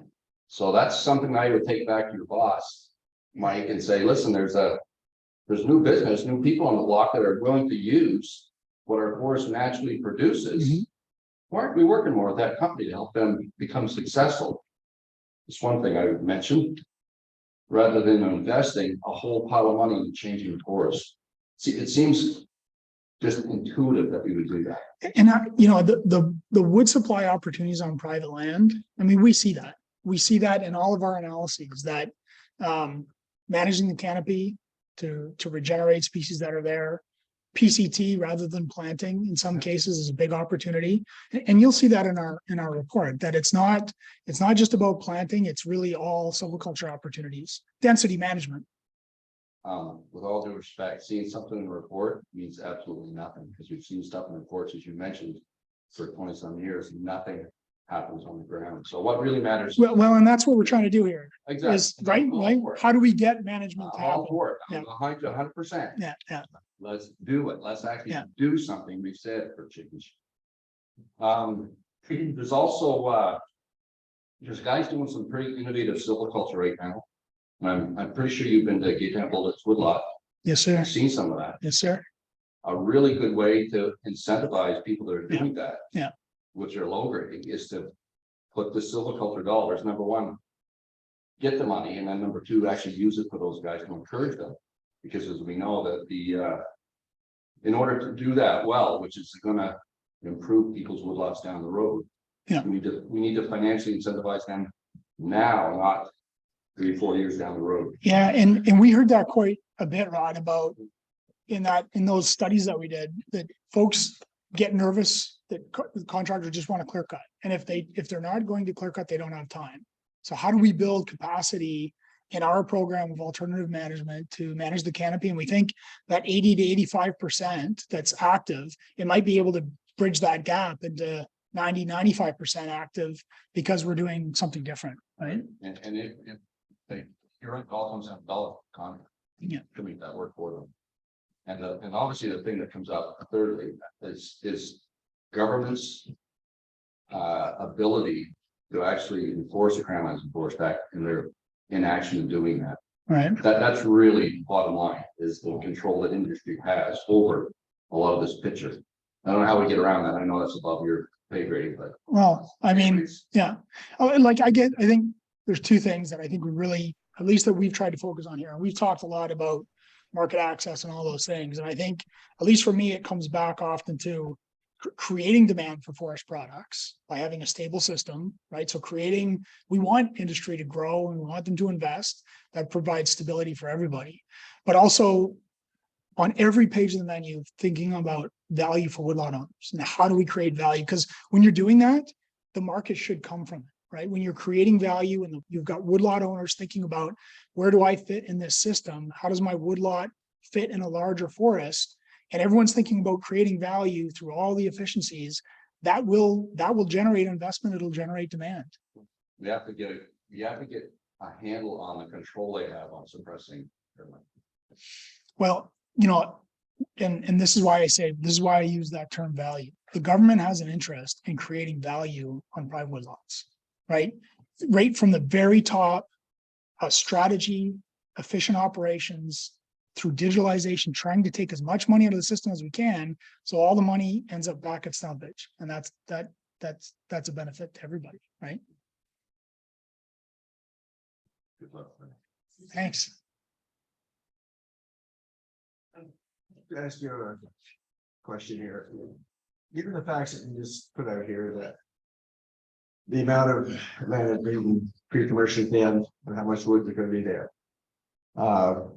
The supply and demand situation right now says that product, the raw product, is worth almost nothing. When in fact, a mill could pay as much as, if I understand the numbers they engineered correctly, they could pay as much as $200 a ton for that wood and remain profitable. So if we have a surplus of that wood and that's what's making it cheap, what's the province of Brunswick doing about trying to create higher demand as a new industry that would use that product? For the next 20 years or so, at least, you got at least an extra 1 million cubic meters that can be taken out of those stands and improve the growth rate for the remaining amount of wood. That's just a physical fact. And I don't hear it being recognized. We got the province of Brunswick, as far as I'm concerned, is getting ripped off terribly by the industry. We're not getting anywhere near the value for the pulp we can provide to them. We're not certainly getting any value. They hardly pay us the cost of production. Cut and deliver pulpwood. I am just leaving mine in the woods right now. It's lung over. There's no use even taking it out. Wasting my time. So anyway, those are important facts for us for the future as woodlot owners, as the province of Brunswick. We need more consumption of this product. Agreed. So I'll say two things. I mean, with respect to sorry. Oh yeah. So we held back the growth of the crown woods. We said, let's put off any growth to the wood supply. We're increasing conservation areas and we're looking at, well, what is the opportunity to increase that forest or the harvest from those managed stands in the future? And it's a complex problem because we haven't harvested those stands before. So how much butt rot is in those balsam fir PCTs? How quickly do they decline? How quickly does growth stagnate in plantations? Like those are all big questions that we've got to figure out in terms of how much is that wood supply going to grow from managed stands. At the same time, there's increasing demand to increase conservation efforts, right? And so transitioning from the mature natural forest that we've been cutting for 40 years to that managed forest, increasing conservation areas puts pressure on both those things, right? So like that's a real part of this. There's increased demand for maple syrup production, which we're working on, and everyone's waiting for that one. But like we're working on these things that take the land base away as well. So it's about transitioning. And when that wood supply grows, it absolutely will have to grow along with demand, or demand will have to grow along with that supply. I don't think the government would have it any other way. Why cut the wood if people aren't expanding to consume it, right? So that's that piece. On the pulpwood side, like I agree with you 100%. And we've seen the problem. It started in kind of 2012, 2013, where we started leaving wood on crown land. It's getting a bit better. We're seeing the demand for pulpwood come up a bit, but it's not going to fix it. So actually, I was just saying, tomorrow I'm going to the Belle Dune area. We're doing a biomass study. We're trying to get more of this volume used, and I think we've done a big project on the bioeconomy and what are the bioeconomy opportunities for New Brunswick? Because we want to create demand in that space, right? We want to create demand for pulpwood. We see it as a huge issue, silviculturally, management intent. you know, how do we get that stuff marketed? And I think the way to do it is to start to create, as you said, start to create markets for it, right? So,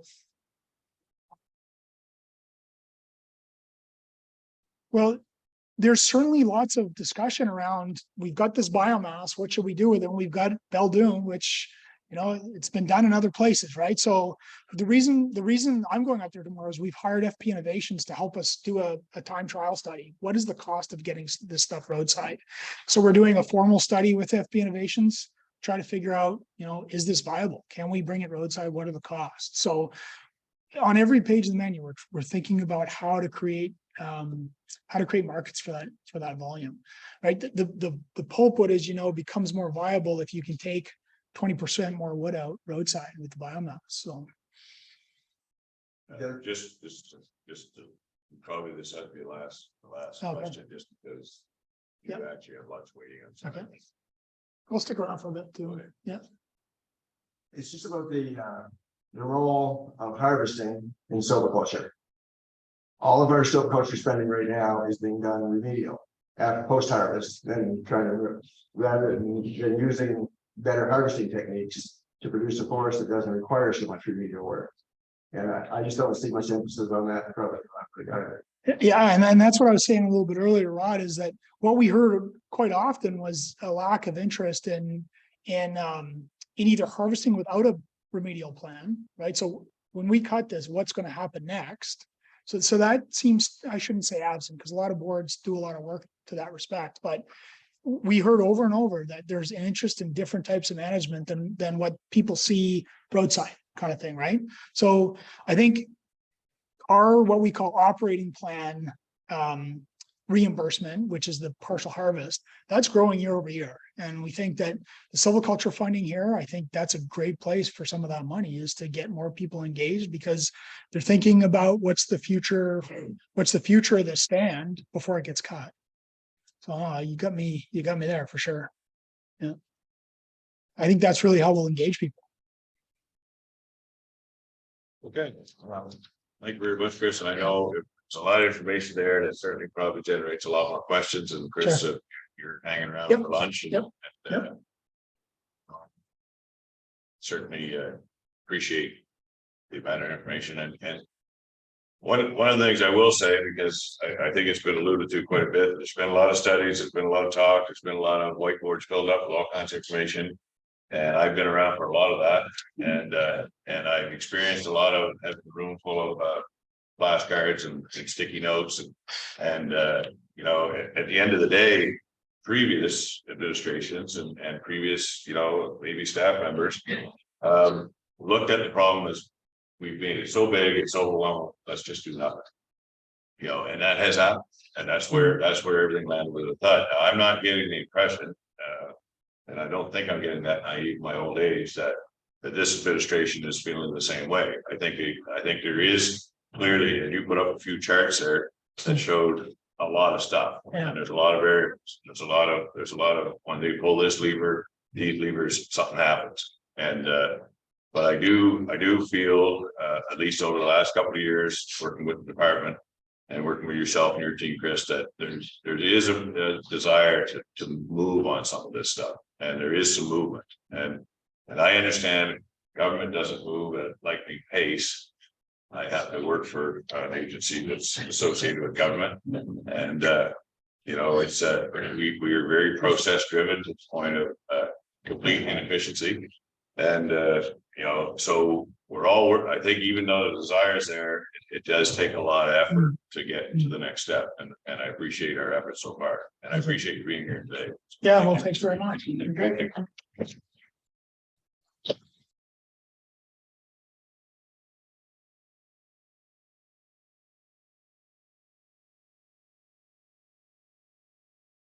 Oh, it was an excellent meal. Thank you very much. Well, our next guest doesn't really require any introduction, but I'll give him one anyway. David Kuhn is the leader of the Nouveau-Brunswick Green Party. David has been, and as the president of the Fédération of Woodlot Owners, you're supposed to remain apolitical. and certainly supported by all parties and that sort of thing. But I must say that David, certainly as an MLA and as a member of the Green Party and as a leader, has worked quite a bit with us over the years to see if there's any way to move the agenda forward that would be beneficial to the private woodlot owners. One of the few MLAs to actually put legislation at the legislature to try to move this situation in a better direction. And we certainly appreciate the support. And I often said he's actually the only MLA to ever actually quote me in the legislature.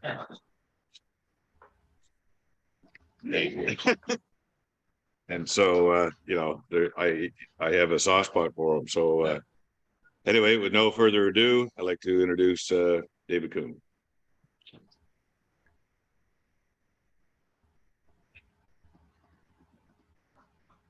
Good afternoon, everyone. Bon après-midi. I thought you were going to quote the quote. Didn't want to. Anyway, so it's great to be here. C'est un plaisir d'être ici avec vous aujourd'hui. It's a little bit like Groundhog Day, these meetings sometimes, because the issues facing woodlot owners, wood producers don't change much. And when you get down to it, you can see why. I mean, you look at the Crown Lands and Forests Act, and there's all kinds of provisions in there that don't get enforced. So proportionality, even setting up even operating Crown Lands Advisory Board, which Mike, Minister Mike says is coming, hasn't been in place for years and years and years. So you wonder when, it's no wonder when the governments, doesn't matter which stripe there, have been in power, they haven't enforced the Crown Lands and Forests Act, at least all the provisions of it. So hopefully we'll see a little bit of change there. We did see a little bit of change with the timber royalties, which was on the one hand positive, on the other hand pulp is kind of being given away now, isn't it? So that's the downside of it, but the upside of it, the first time in a long time, royalties have gone up for other wood. So I've thought a lot about why successive governments have not been very supportive of the private wood sector. And, you know, there's the obvious problem of the big players and the interests and the priorities of government being captured by the big companies. And that's been there for quite a long time. But there's more to it than that. So having since been elected in 2014, one of the things that's been clear to me is if there isn't if there aren't people in government with a mandate for a particular area of work, if you haven't got champions therefore in place, then the issues don't get addressed well. So, you know, we used to have New Brunswick Rural Development Branch that was attached to agriculture. We used to have forest extension. So, you know, during those days, there were people within government who kind of acted as champions for primary producers, including woodlot owners. And there was a voice inside government that could push things up the line, and in some cases to the cabinet table. And that's really not there anymore. So there really isn't anyone responsible or mandate. I mean, DNR has a big mandate that encompasses private wood sector, but not in a sort of comprehensive way in terms of the private wood sector being an integral part of rural development, rural communities, and a rural way of life. So that's why we, in the last election, we had proposed in our platform that we need somewhere where woodlot owners and others who are living off the land, who have rural-based work, rural-based businesses, basically have a door to knock on. So we propose creating Department of Rural and Community Development. So there'll be somebody, a minister, staff with a mandate to deal with that sort of in a holistic way, rather than being stuck in the box, like for woodlot owners, from government's perspective of being, suppliers of a commodity and full stop, that's it. So it's critical that woodlot owners within government, the way government's structured, and it's not structured for this, but to structure it in a way that it automatically sees woodlot owners, primary producers, wood producers as integral to the health of our rural communities, along with fishermen and farmers, and not simply as I said, suppliers of raw material to industry. So that's a big one, and I see it in all kinds of areas. If there's no one with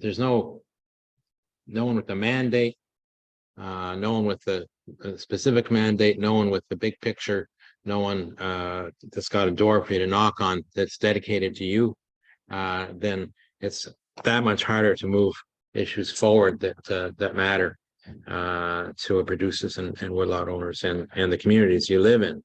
So there's that, and I think that would make a difference, to have those voices in government, within the public service at the least, to have the opportunity to get that move forward up to the level of deputy ministers, up to the level of cabinet ultimately. And so rather than it being kind of on the side of the desk of folks in DNR. So that's one thought. I think that the other thing is a little more tougher to deal with, and that is, I think there's, I'm sure you feel it, there's a perception within government that the kind of work you do, producing wood, managing your ground, is kind of the work of the past. It's not too high-techy. You don't use, you're not sort of in the, what do they call it, the ecosystems. You're in the ecosystem, but the new kinds of ecosystems, the economic ecosystems that government folks like to talk about. When I first heard that term being applied to, the IT ecosystem, what are you talking? Anyway, so there is that perception.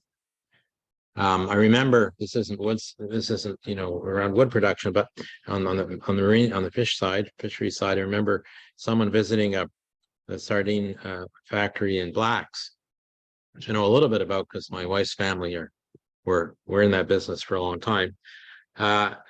And they were shocked on touring the plant about the kind of work that people were doing in the plant, that the fish packers were doing.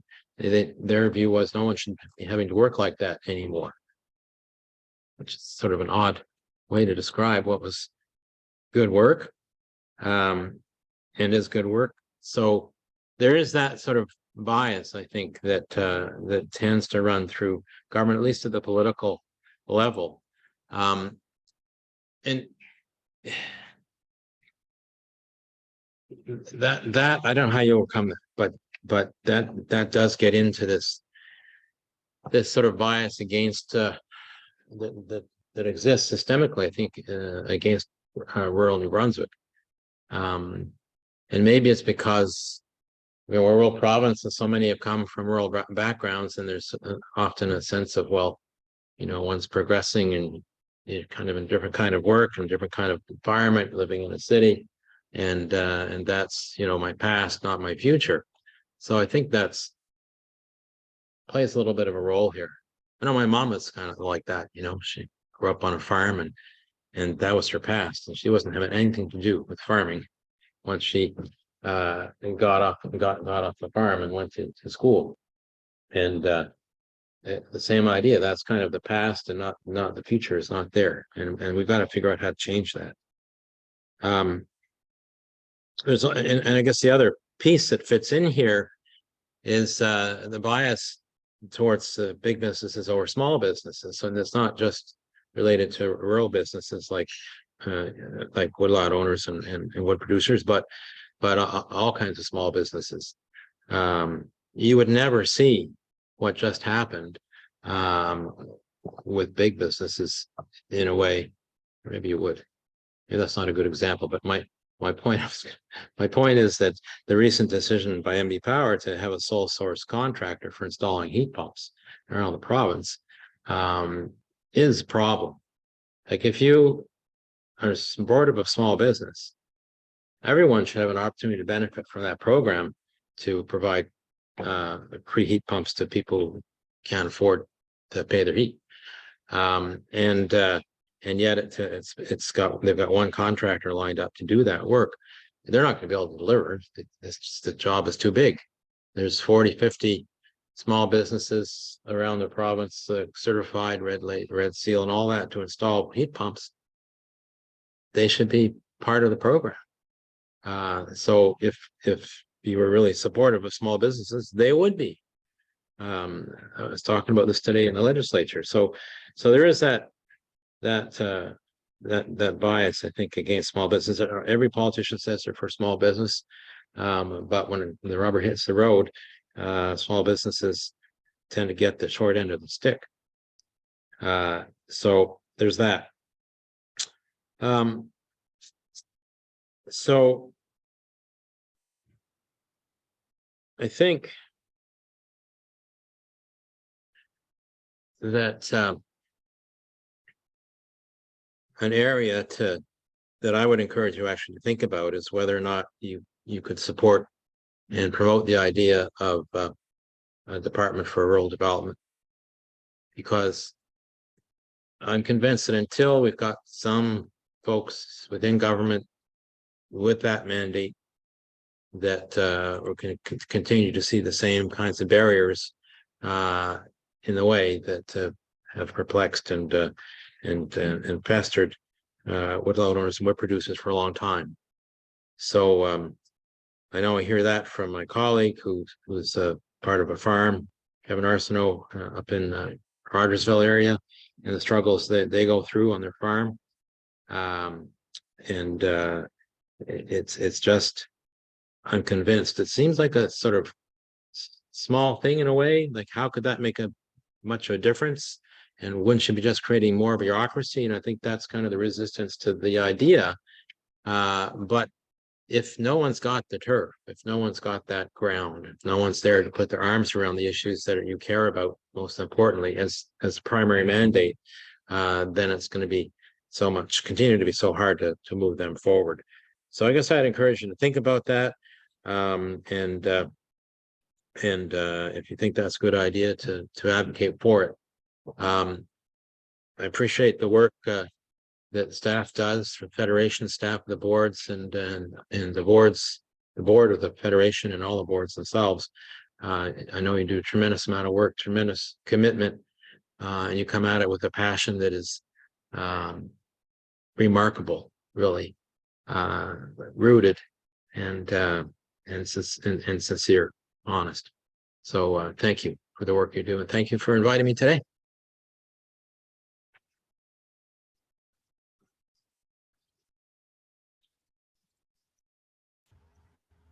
Questions? I'm happy to have a question. Sure. What's that? Sure, I'm happy for questions or comments, critiques. But you do have the pleasure of calling at lunch. Was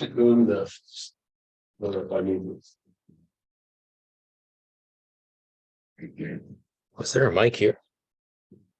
Mike Is in there? Ears on. Oh, jeez. Someone else to hear. Okay. The audience is saying. Certainly, Sean Paul Hashley here from Bathurst. Hey, Paul. And yeah, certainly appreciate the positive comments. And yes, in the essence of turning things around, and I feel that when the compensations are accurate, I think of Brunswick Mines in my neck of the woods. I mean, that changed the fate of a lot of porches. Private wood producers, I don't feel that they have access to many perks, and sometimes perks are as important as the pay itself. I don't know that they can contribute to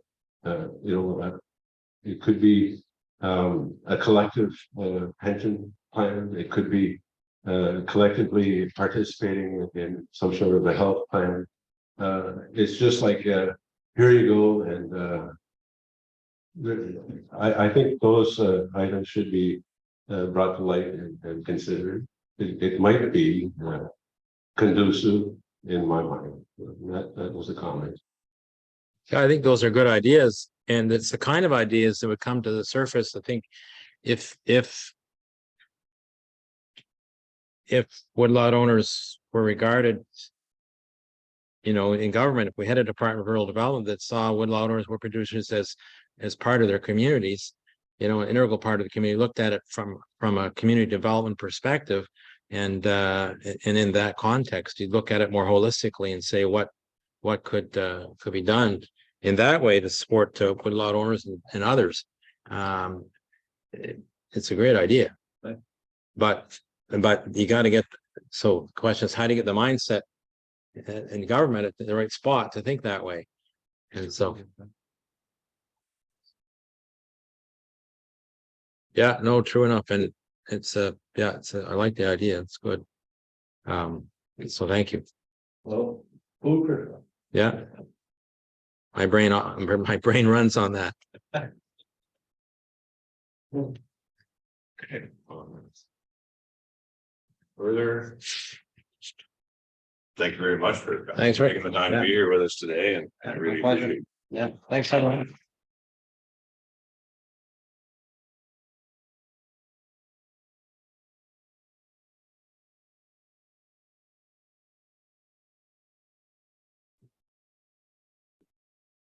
Okay, so we're gonna get started again on the business meeting.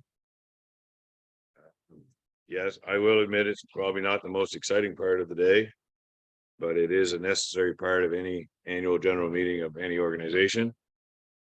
So I'd like to call the business meeting to order. Ask anyone here or online if there's anything they want to add to the agenda. The agenda is basically under business meeting on the main agenda for the general meeting. Yes, Oh, David? I would. Do I need to go up there? Yeah, it's the only way that people online can hear you, I think. Either there or here. I would like to add one thing to the agenda, Mr. Chairman, and that is a nomination of Peter DeMarche to the Nouveau-Brunswick Forestry Hall of Fame. Second. Okay, Peter DeMarche.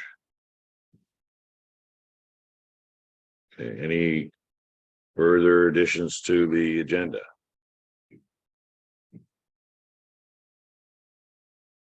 Hearing none, could I get somebody to move the agenda as amended?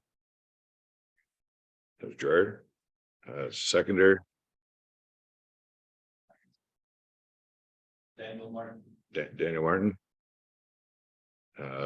All those in favor signify by saying aye. Against. Carried. They don't know how they're voting online. They do, so they go that fast and not gonna get canceled. But if we get to something more contentious than the agenda, I'll slow down.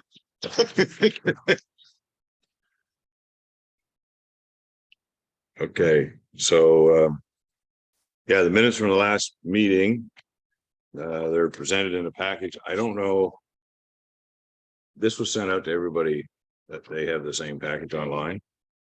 In the past, we've done both reading of the minutes, and we've also done everyone read the minutes and move to accept the minutes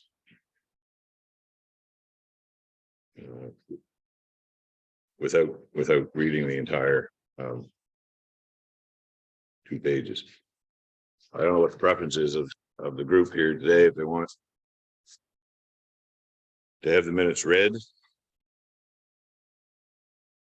or if they want to move to waive the reading and accept as presented. I'll move that we accept the minutes as submitted. Okay, Gerard moves the minutes as presented. Second. seconded by Ron Smith. Any discussion? Rick, when was the meeting with the premier? August. The first one was August, and the second one was in November last year. So we'll get the business or any business arising from the minutes once we approve them. No discussion on the motion. All those in favor accepting minutes as presented. Saw a couple of hands this time. All those against? Is there like a thumbs down or something there? Okay, carried. Okay, thank you. So business arising from the minutes. Getting to the point that I can't see with my glasses or without them.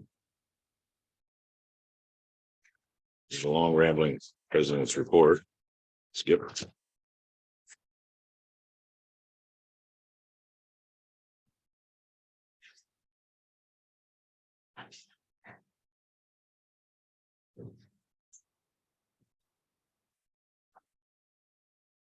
I don't know if there's is there any update on it? Anything in the minutes in last year?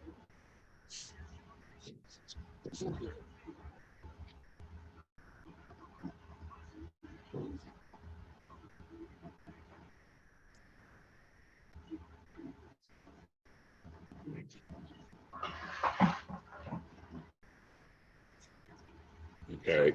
I don't know if there's any question on anything in the minutes before we move on.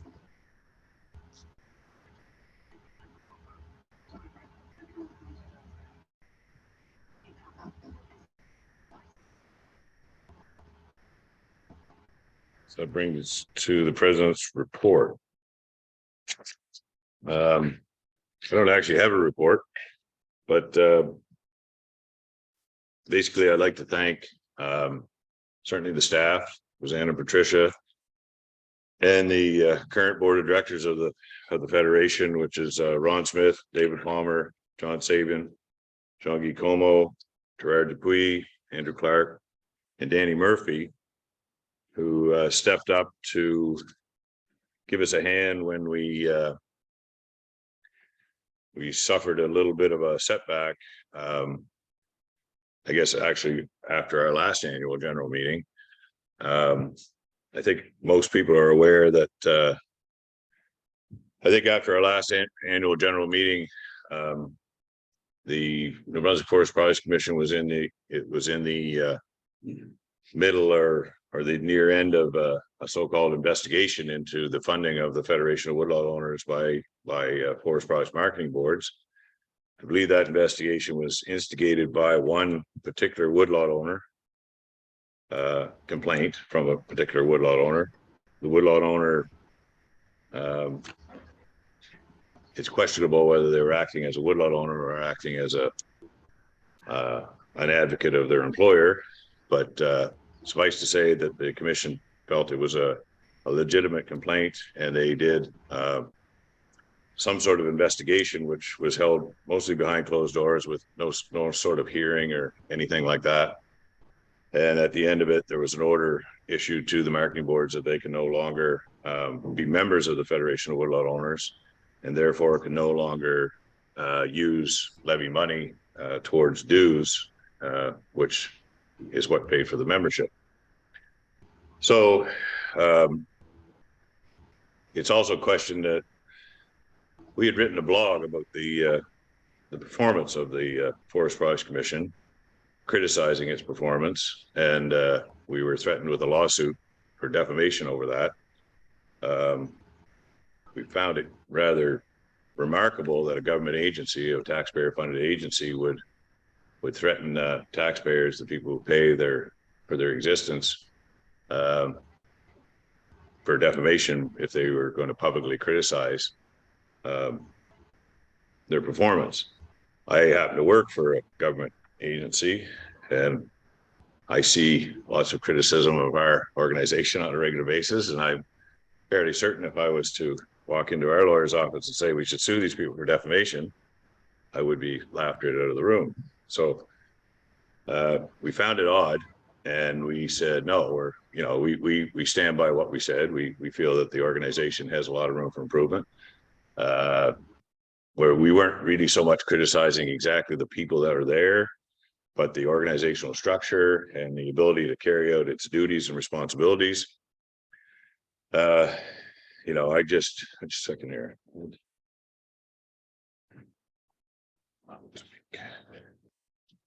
In the annual report of the commission, they list two objectives. And they are to encourage and facilitate the achievement of expanding markets and equitable prices for both the producer and the consumer of purchased primary forest products, and to encourage and facilitate the optimum utilization of private woodlot resources. That are the two objectives that are listed on the commission's annual report. And that's what our blog was based on, is that you're not meeting either one of your objectives. And we feel, as a representatives of the woodlot owners, if the commission was functioning as intended, it would be quite an asset to this entire endeavor. Anyway, suffice to say, there was something went on there that is a bit of a bitter pill. I certainly haven't swallowed it yet, and I don't intend to, but we're looking at options. But in the meantime, I applaud everybody for sort of picking up the pieces and getting us back going again and functioning. And I know because of the change in the structure, it was a fairly monumental task that Susanna and I assume with help with Patricia to rewrite all of our bylaws and rewrite everything that we need to do and how we function. When you take originally the Federation of Woodlot Owners was formed in 1978, and there was 7 members. It was the 7 forest product marketing boards, and all of the bylaws and all of the regulations that governed our organization were based on that organizational structure. So it was quite a monumental task to get us up and going. And then I certainly applaud everybody that's here online and everybody's here in person. A bunch of people stepped up to become members and keep the organization functioning and relevant. I've been assured many times by both the minister and the premier that this organization continues to be the organization that the government wants to work with as a voice for private woodlot owners in moving a lot of the agenda forward. But I think it's incumbent on us to continue to grow our organization to get that influence in place that we need in order to keep the ball rolling. So that, like I said, I guess my main message is that I really appreciate the effort that everyone's made to get us back to where we are here today. And I look forward to working with everybody in the near future. So thank you. Is there any questions?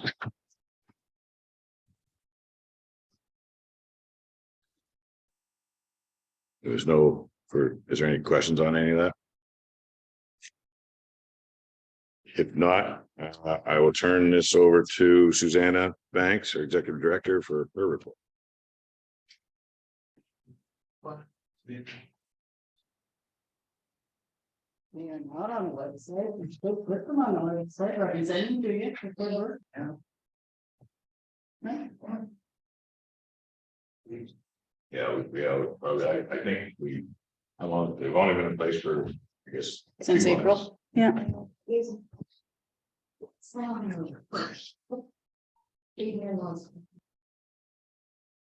So, Okay.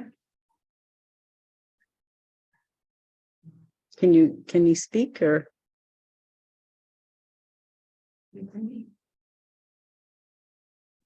is the speaker on here? Yeah, I turned it on, but.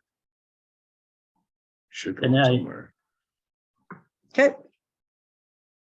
Can we give a comment or Yeah, sure. it's Adrian? I lift up my hand usually another Zoom meeting, it means you got a question. It's not a question, it's just a comment for Rick that I'm one of them also that's not swallowing what the government did of us that we cannot question. And the Forest Product Commission, I think, I don't know what they were doing there in the sense that we can't have any lobby group. It's as if you're attacking democracy to me, for the province even, not only for the Woodlot owner. If you cannot have a lobby group that's addressing concern with government. So that comment is well said for as far as my part. That was my comment. Didn't have a question, sorry. Oh, that's great. Thank you. You summarize and repeat those trust in or comment? His comment were basically that he too is a person who has not swallowed the bitter pill yet and would like to, possibly pursue some other avenue to address what the commission did. And I think that's certainly something that we're going to look. We had a choice of either fighting that battle or just getting ourselves back reorganized and move on and then go back and maybe fight that battle after. And I think there's still a desire to address what happened. But our priority at the time with the limited resources we had was to get our organization functioning and continue on. And then we can go back and pick that fight again. And I certainly have no problem with doing that.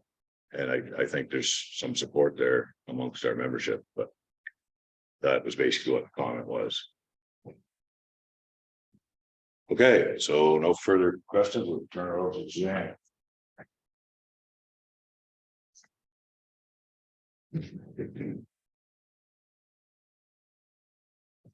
Good, okay, I think we're good. Okay, so I just thought I'd give you a bit of an update on the strategy and the projects that the Federation has. No.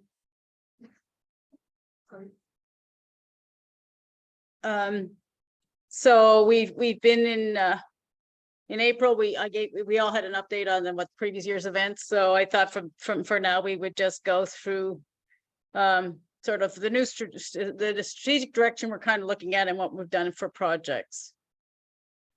So one of the first things we did is we wanted to know or to define exactly what is the purpose of the Federation, like why do we exist? And so the board has decided, and we kind of knew that anyway, but that the reason we exist is to be the voice of private woodlot owners, to advocate for the rights and interests of woodlot owners. So our vision is a dynamic and sustainable network of private forest owners addressing all things woodlot related. And our mission is to promote sustainably managed private forest resources, which contribute to the economic, social, environmental, and cultural well-being of rural communities across New Brunswick by informing and updating members, coordinating educational opportunities, developing and managing projects of interest to woodlot owners, collaborating with marketing boards and other like-minded organizations, and acting as a networking hub for all things woodlot related. And the values that the Federation has finally is just really identified. We've sort of operated on these values for a long time, but we've written them down. One being integrity, doing the right things, open and transparent to members, being accountable to our membership, trying to be fair in everything that we do. We're an active democracy. We have a voted in board who are then vote on all decisions made by the Federation. We try to provide all of our training and everything we do in a professional manner. And we try to use science-driven decision-making. So what is it that we actually do? Currently, we are lobbying. We're working with government. We have a number of projects. I network with a number of other organizations and groups. We do provide administration for marketing boards. And we are actively working on a marketing and recruitment and retention of members, because this is a whole new world for us. So that's been quite a learning curve. So under lobbying, we lobby at 2 levels, federal and provincial. You've heard most of what we do with the provincial government already today. So from federally, we are lobbying for the silviculture saving plan, which you also heard Vince talk about this morning. We lobby for the 2 billion tree program. We've been lobbying for certain changes to the way the program is run to try and make it easier for us to participate in that program. We lobby with regard to the Migratory Birds Convention Act and Species at Risk, both of which have implications for woodlot owners. So the project funding that we have, there's the private lands, the silviculture program, which we administer for the 7 marketing boards. We have a project with the 2 billion trees, which is funded by NRCan. The extension work that Chris was talking about this morning, that's in conjunction with UNB, and we had some Canada Summer Job money that we applied to that project, and that work should be completed by Christmas. So I'm looking forward to that report to see what the Abby finally decided after all her extensive looking at various extension programs of Canada and the US. So that will be interesting. We are working on an focused advanced strategic training program, so which is 75% funded by Pedal. So that's been helping us to restructure ourselves and to become more efficient and effective, and helping us with the marketing and the sales, because that was a real lack for us. There was also a history project done in conjunction with UNB and Canada Summer Jobs, and that one's not completed yet, but they're looking at the history of the Federation, sort of through Peter DeMarsh's eyes. So they've done a number of interviews, and we will have a written report as well as video clips for use once that project is completed. And we had Environmental Trust Fund money for a non-timber forest project, and Ron's working on that, and it'll be a train the trainer program. So we'll be training foresters and forest techs to be better able to help woodlot owners to identify and manage for the non-timber forest for products on their land. And we're probably setting up some demo sites in conjunction with the Brace project demo sites that are already existing. So that should be very exciting. It's a 3-year project, so lots of work yet to do. So for silviculture, it's a $5 million program. As Chris Ward mentioned this morning, under 2 billion trees, we got 597,000, which is essentially an addition to the silviculture fund because we use it to plant trees. So it kind of just augments the provincial silviculture program. And we have $75,000 for the NTFP project.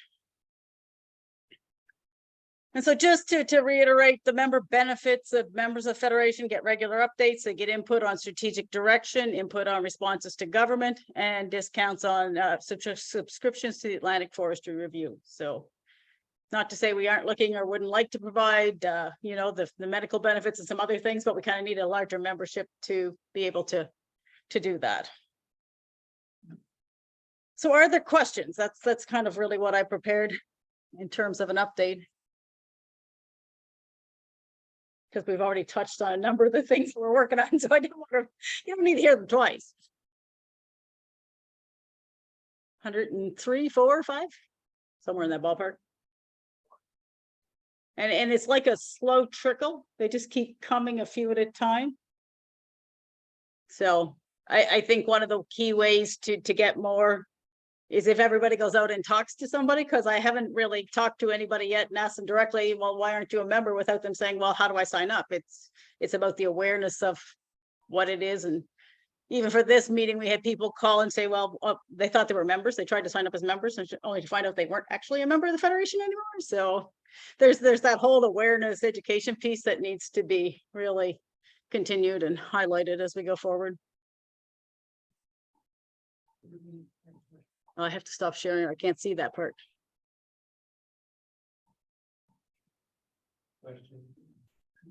Got a question, Susanna? Yes.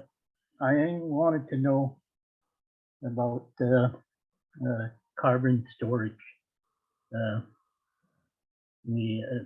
Southeast, Neil had sent a letter before the COVID there, 2019, and I know at my district meeting, a lot of new people showed up, and it was because he had sent the letter invitation. He had talked quite a bit about carbon storage, so a lot of people showed up, find out what it was all about. I don't know if their interest was just to find out what it was about, or they had other interests. But at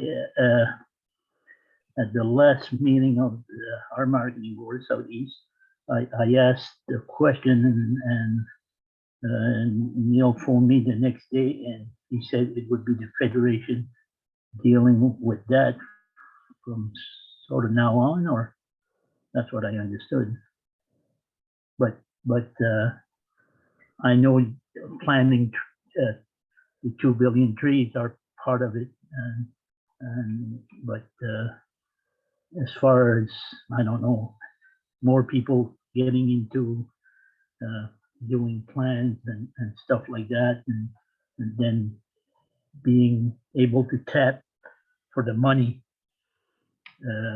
getting money for the credit that you're getting for doing the right thing with your woodlot, if that's the direction you want to go. I know it's a vague question, but I just wanted to know if the Federation was going to go ahead with that.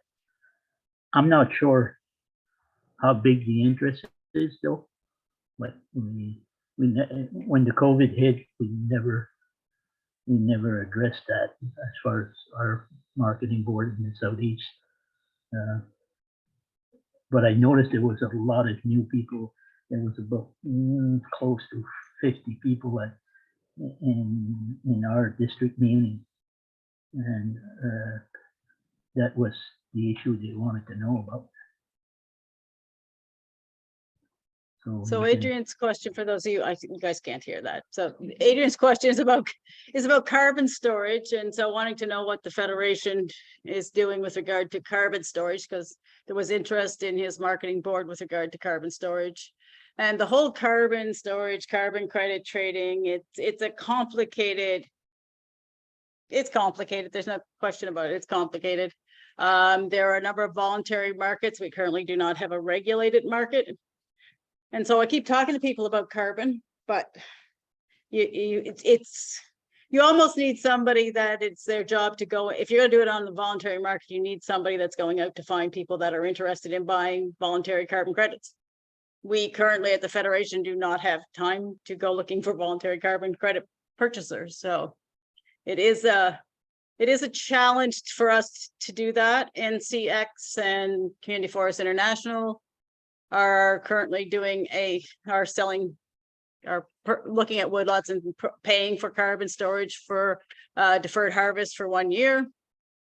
TELUS is interested in planting trees because they have people that want to say they're green and storing carbon or planting trees. So there's lots of interest in a variety of places and interest, but it's maybe the Private Land Sustainability Fund would allow us to hire someone to actively go out and search for such markets, but it's not something you can just add on to the side of your desk and do.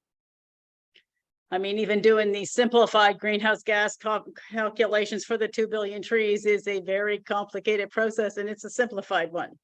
When they first put out the project, the first calculation, even the government people needed an extension to be able to run it, and they have muddlers.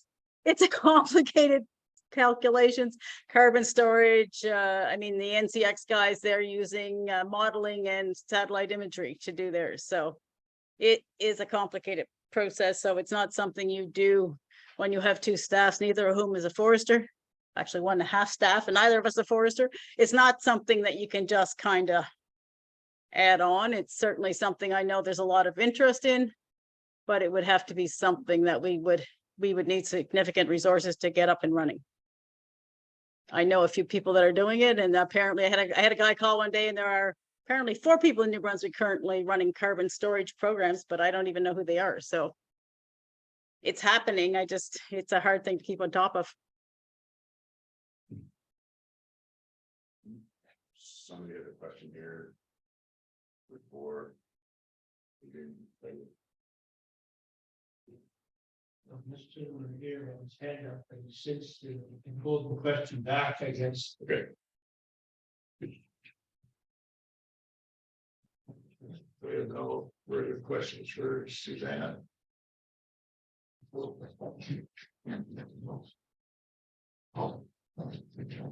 Great, thank you, Suzanne. Great.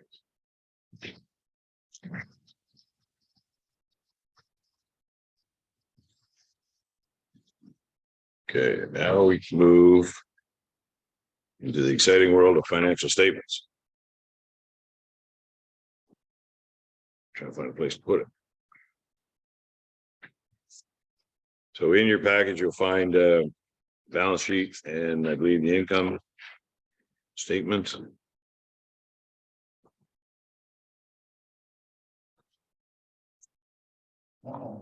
I'm probably not the one to go through the actual financial statements. I guess probably what we would do at this point is if there's any questions on the financial statements, I would certainly defer them to Susanna. Could have just stayed up there, just in case.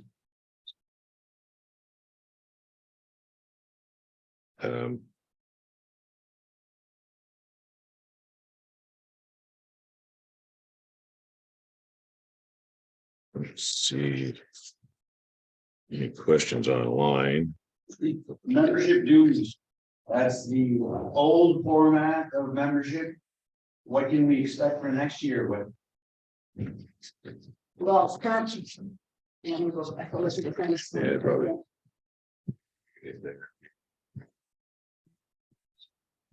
So the question was, what about membership dues for the current year? So it's gonna be, the membership dues will be much less. But we're still providing administration to marketing boards, so that will supplement that, so it really is not that big of a difference in terms of total revenue to the Federation. So. As long as we can continue to provide administrative service, we're all good.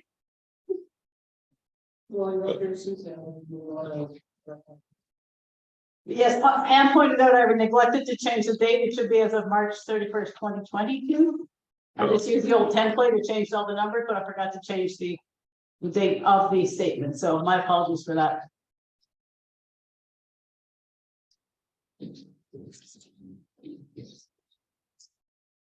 Okay. When would we approve a budget?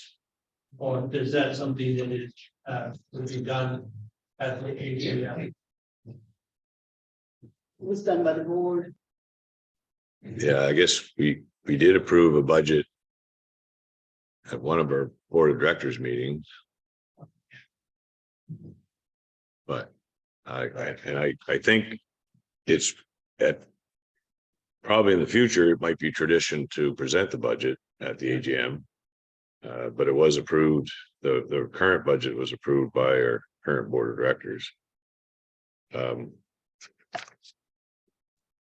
We're also very hopeful, even though we just said the membership dues will be less. We're certainly hopeful that we can recruit enough individual woodlot owners to see a substantial increase in that membership dues list. It was always even under the old system and the old structure, you talked about having 42,000 woodlot owners, and we had at times like a total operating budget of like $100,000 a year. And it kind of went, well, that's like $2.50 a woodlot owner. It's a pretty good deal for an organization. So the idea, if we could ever tap into that sheer volume of people and generate a certain amount of revenue, it would give us the resources to really move a lot of our agendas forward. And that certainly has been a challenge in the past. I have a question. Does your budget take into consideration the changes, coming down the marketing boards that were presented this morning? No. Or is that next year, 2023 budget? It would, yeah, we really would have to wait and see that, this particular private woodlot sustainability fund is actually gone through the legislation. We don't really, we are not right now in any position to understand what the financial ramifications would be of a restructuring or reorganization. So this year's budget, we didn't include any of that. And hopefully we'll have enough information to put something for next year for sure. Chris? So Rick, how has that court case that has just allowed the marketing boards to be members affected the membership dues and? Well, it wasn't really a court case. I think I would have preferred it was, but might have had some due process in it. But instead, it was an internal investigation with really no hearing of any kind, and then just an order was given based on some sort of investigation. So as far as impacting the dues, the membership up until that point was just the 7 marketing boards, and the 7 marketing boards paid dues based on a formula. And so they're not allowed under the order to pay dues or be members of anything by the looks of things. But they are, and we're working on this, they are still able to enter into a contract for administrative services. So that's kind of where some of the dollars for the Federation comes from. The contract for the silviculture administration is signed directly with the Federation of Woodlot owners from the government. It's not signed to the boards. And so the Federation continues to administer that program on behalf of the marketing boards. And so, and there's some other administrative duties that are carried out on behalf of the boards that are executed by the Federation. So They agreed to let the Federation represent the private sector. That's not by the Woodlot sector. I don't know if they said so much. I don't know when you say they, but I know, like, you know, the minister and the premier have both assured us that they consider this organization to be the representatives of the private woodlot sector, and will continue to work with us in that capacity, regardless of the organizational structure change brought on by the commission's order. And I always say we should comply with this order, or we have to, or. Well, that was really up to the marketing boards, not up to the Federation. It was up to the marketing boards were the ones that received the order to basically no longer pay dues to the Federation, and they can no longer be members. And I believe some boards may have consulted some legal people, but I think there was a consensus that they would, for the time being, just go ahead and comply with the order. As you know, most times when you get an order from the Forest Products Commission to the boards, there's a tendency to comply with it. So Yeah. So anyway, that's kind of, like I said, that's where it stands today. There was so much going on at the time, and so limited resources, so limited time, that you just couldn't pick. You know, someone picked a fight with you, and you kind of went, well, we could go have that fight, or we could just get ourselves organized and functional, and that was our objective. But there's certainly, I don't think that there's a willingness to just let it go. And you know, I certainly would like to see some sort of my approach personally, if I was just a regular old woodlot owner, member of the YSC board, you know, I might want to put something together to the ombudsman to have them investigate the impartiality of the Forest Products Commission and their activities and what they did there. You know, just something like that. Or, you know, there's certainly some ways of getting to a place where we can figure out what exactly just happened, and how, you know, 44-year-old relationships are just torn apart. No matter, I think the boards were given 30 days to comply. You know, we'd only been together since 1978. So, you know, there's a lot to it that, like I said, it's a bitter pill. Haven't quite swallowed it. Don't think we're gonna. And but I think we also need to recognize that there's a lot of other work we got to get done too. So we got to stay focused on that as well. So.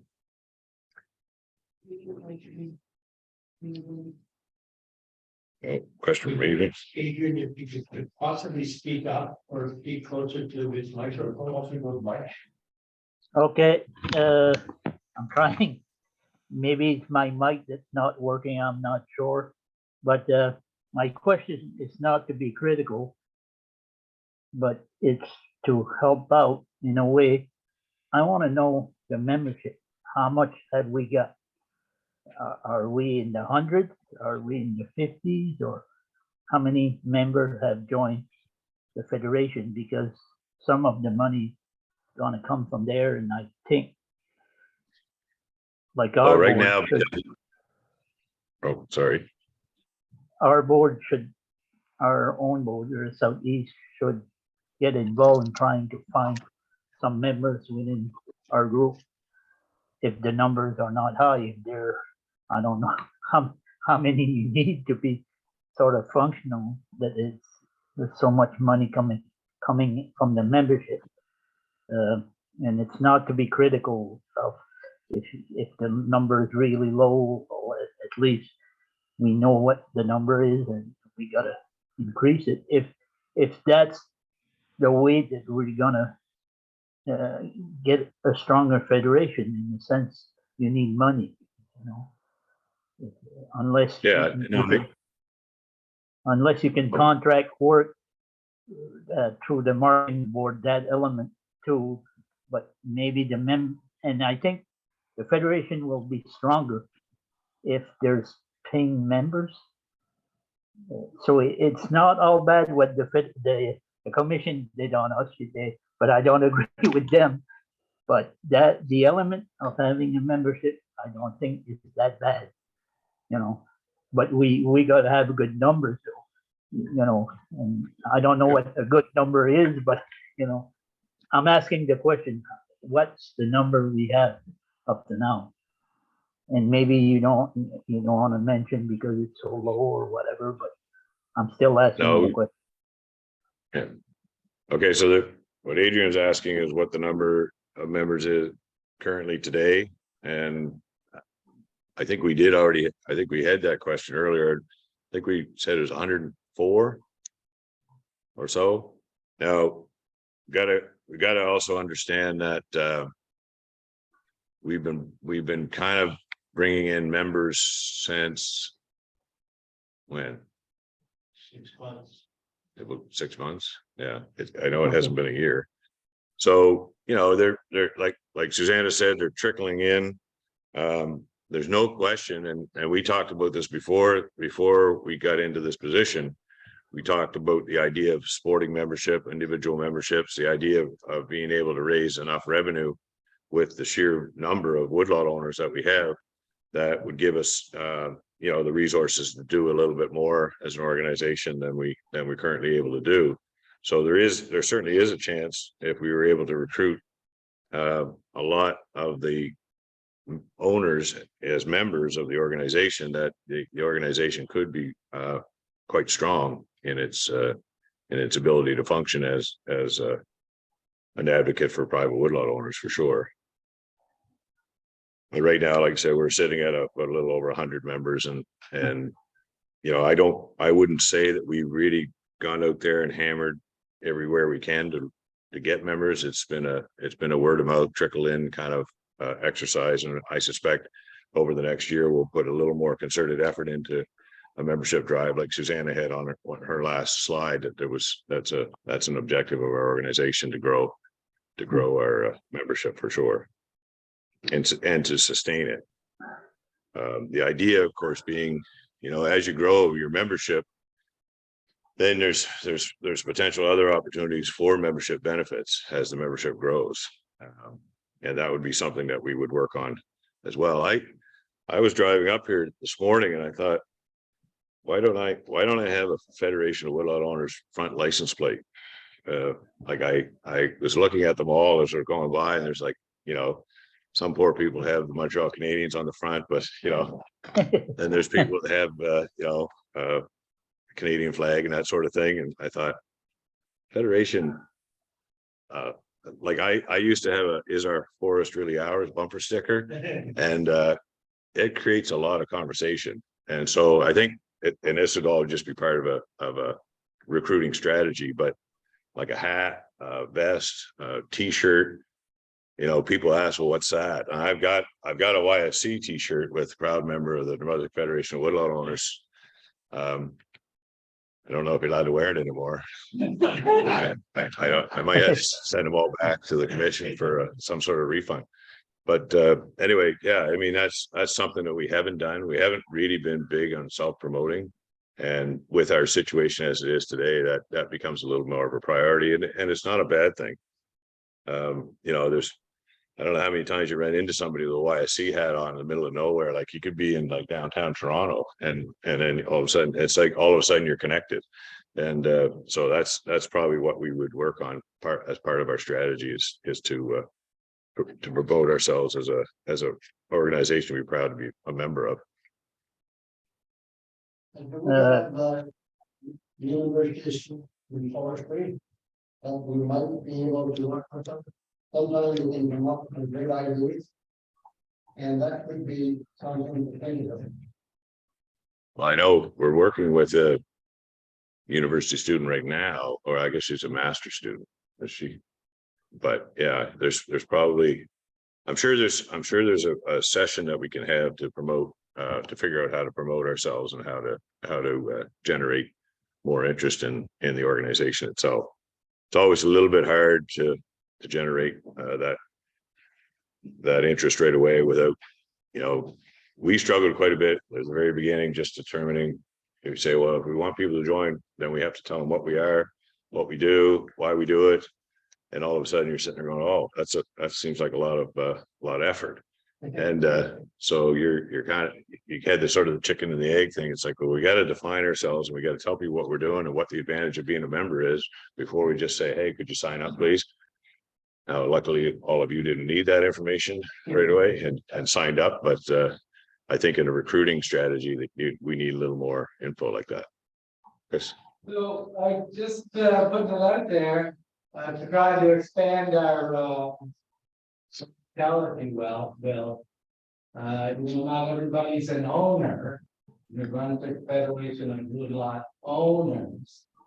And maybe it's time to expand it by changing the name a little bit and just Brunswick Federation of Woodlot enthusiasts. Yes. Yes. Well, we should recruit within first, and then maybe we'll expand our base to include Could be the Universal Federation. Use that thing with that would work. I don't know what that spells. Anyway. Oh, I'm sorry. I guess there's a couple of questions here. Adrian. Adrian, I feel that our marketing board should help Susanna and the Federation bringing membership. I'm going to address that at our next meeting and say that we should target a certain number, and I think we can pull. I'm not talking 1,000 people, but you know, numbers. But I'm impressed a bit with the number. I thought it was lower than that. So, but we're not in great shape. But we're getting there, and I think every marketing board should be, unless that commission decides that we're start doing something illegal by doing that, promoting it within our membership. You know, but I mean, if they're gonna do that, might as well shoot ourselves, because it's democracy is pretty sick in New Brunswick if it's gonna go like that direction. But I think every marketing board should be behind increasing the membership. And your idea of memorabilia license plate are not off target either, like that. I haven't have a Montreal Canadian license plate, but I could have a one at the right price. I'm not ready to pay $1,000 to get the plate. I know it could be money, you know, and that, or a hat or something like that. Yeah. Okay, well, Gerard is sitting right here, so he's heard all of this, or he knows you're coming to to on a recruiting drive with the SMB Marketing Board. And I certainly appreciate that. And then that's probably what it's going to take. It's going to take individuals at each marketing board level, not necessarily in the marketing boards themselves, but knowing that, you know, that's where woodlot owners gather, that's where wood producers gather, and you do need maybe a champion in each area to promote the organization. And I certainly appreciate Adrian, that you're willing to take that up. I'm gonna move to, is it Carrie's? Yeah, there's a question there. Carrie's Murray. Well, it's not Karis, actually. I'm just using my daughter. Sorry. My name's John Oh. Murray. I'm in John Murray. Ottawa. Okay. I'm working with two of the marketing boards in New Brunswick, and I guess I'd echo pretty much everything that's been said. I was under the incorrect assumption for a long period of time that simply through my working through the marketing board, I was automatically a member of the Federation. And it took a little bit of education and a little bit of searching on my part to figure out that I wasn't. So I just wanted to echo, I guess, what everyone else has pretty much said, that I'm not even sure that it's a whole bunch of recruitment as it is just a simple education to those of us that are working through the marketing boards, that just because you're working with a marketing board does not mean that you are a member of the Federation. And it took me a little bit to come to that realization. And I think that's probably the case with many of us that are working through the marketing boards, that we're just simply not aware of it. Thank you. Oh, thanks, John. Yeah, and there's no question that, you know, I've been to many marketing board AGMs, and we talked about the boards, we talked about the Federation, and there's no question that there's been a gap in information in that regard. We certainly looked at where all woodlot owners are members of the marketing board that their woodlot is in, and all the marketing boards are members of the Federation. We had made this, you know, you're sort of a member of the Federation by association, but not certainly, it wasn't clear in any bylaws or anything like that. There was basically 7 members. And so now there's now that we have an organization where there's individual members, and you're clearly a member of the organization. So I appreciate the feedback for sure. So is there any other? I'm not sure where we are, but I think we're at new business. Oh, no, we're at, where we go? How do we go from financial statements to all that stuff? Did we? Oh, all right. Okay. And where are we? What room are we in? Okay, so I guess what we have to do here is, as an order of business, is I'd like to get the financial statements approved as presented, and as amended with the correct date. So Moved by David. Seconded by Gerard. Any questions? All those in favor? All those against? Okay, carried. Thank you. New business. I believe that's where we put the I think David Palmer with one of the addition of the nomination of Peter DeMarsh to the Forestry Hall of Fame. I don't know, David, did you want to speak on that, or did you? Well, actually, I think that perhaps Andrew Park or Jean-Guy Dumont would actually like to speak to it or make the nomination. Okay. Did Andrew or John-Guy, did you want to come up here? Be easier for, there's a mic and a camera up here that people can see you online. And just watch that cord there if you're walking this way. Yeah.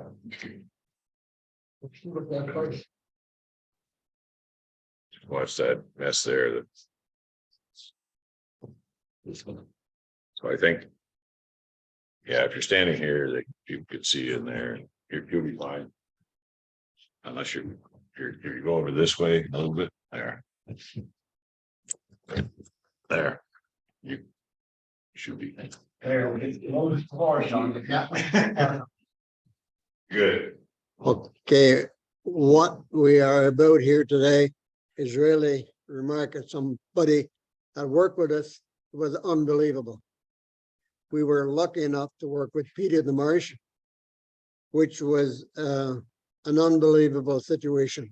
We only realized how good he was when we went outside. If you go to a meeting in Germany or anywhere, he was always looked upon as one of the best leader in relation of forestry and how to promote forestry. And it was an incredible feeling when you sat beside him, because the way he was respected from people outside, it was unreal. So I'm very pleased to stand here to talk about Peter the Marsh. And I'd like to see Mr. Clark have a few words about Peter. I would appreciate that too. But for one thing, he was a remarkable person that every woodlot owner should really keep it in mind. What was his objective, and try to reach that objective. I'm sorry I got a little bit of a cold, but I would like to say a few more things. So, Andrew. You could come here. You're probably a better looking man than in that picture there. Go right there and see you. It was my honor and privilege to work with Peter DeMarsh.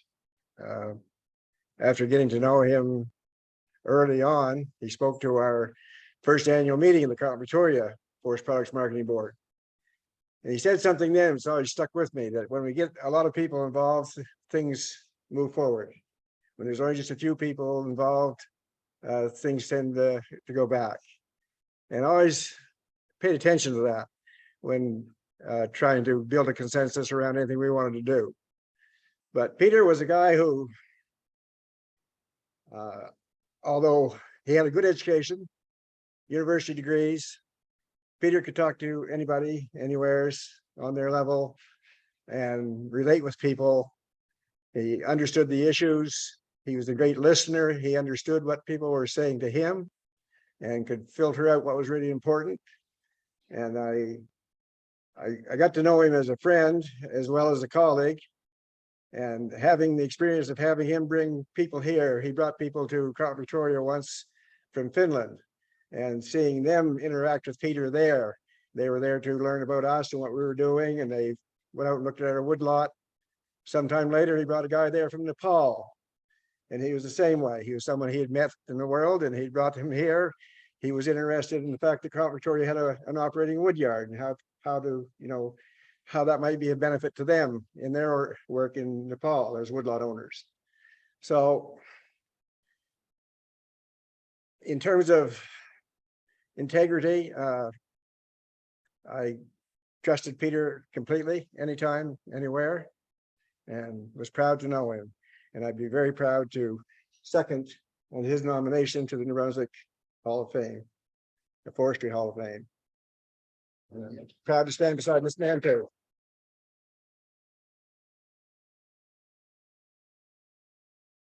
And I hope that our organization going to keep in that direction, that it was built on a very solid foundation. And I see here today different people, different age, and I like to see the people that are here today to really try to have a view of the future that's going to be bringing the woodlot owner and the province of New Brunswick on a very good direction. Thank you very much.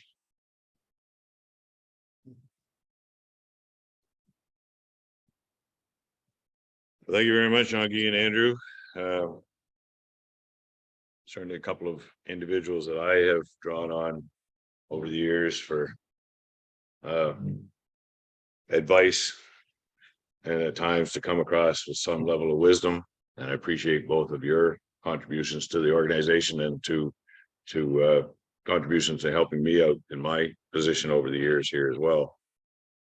I'm not familiar with the actual process of nomination. I used to be familiar with it, with the nomination to the Forestry Hall of Fame. It goes through a specific process of some kind, doesn't it? Yes, I believe it goes to the professional forest certification. Okay, so We can take it. Oh. Here. okay. No, I think it's certainly Peter is a great friend of mine as well, and I also really enjoyed speaking with him and getting his opinion on things, and he managed to stay very calm and think methodically about things that often would drive normal people crazy, and he was a sort of a calming factor, and when you're just like wound right for sound, and he's going, well, anyway, but there was times when you would get quite down, and I guess I kind of gave this speech at his memorial service, and I said there were times when you would get quite down on things because things weren't moving, and if they were moving, they were moving in the wrong direction, and you kind of thought, what am I doing? Am I making any difference here? And am I just banging my head against a wall? And geez, you'd have a conversation with Peter for about 15 minutes, and you'd go like it was 180 degrees. You go from thinking there's no hope to delusionally optimistic. It's like, so it was that's the kind of power that he had, and it's certainly something that we miss greatly. So that's a great idea, gentlemen, and we'll definitely move forward with that. So I guess that brings us, I don't know if there's any other new business. There was nothing else added to the agenda. Yeah, I guess it might not be a bad thing to have a motion to recommend Peter DeMarsh. Been moved and seconded. Oh, it's been, Yes. Jean-Guy and oh, right here. Yeah, okay, sorry about that. Okay, so we have a motion on the floor. All those in favor? Against? Carried. Perfect. Thank you for that. Somebody's got to keep me on my toes on the procedural side of things.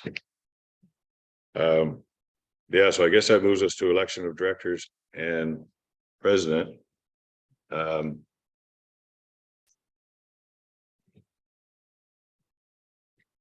The individuals that had stepped up to serve when we had to reorganize ourselves, like I said early on, is Ron Smith, David Palmer, John Sabin, Jean-Guy Como, Gerard Dupuis, Andrew Clark, and Danny Murphy have served as the board of directors for the Federation up until this AGM. So I don't know if, are we turning this over to Kim to, what if we, if we move the mic over here, would that help at all, or? So Mike's only really hooked into online, it's not hooked up to the, Okay. Oh, so it's not hooked up to speakers. no. Well, maybe Suzanne, if you wouldn't mind in the interim, because it's the election, if you could facilitate between Kim and here. I can do that. Thanks. All right, Kim, if you could give your nominating committee report, please.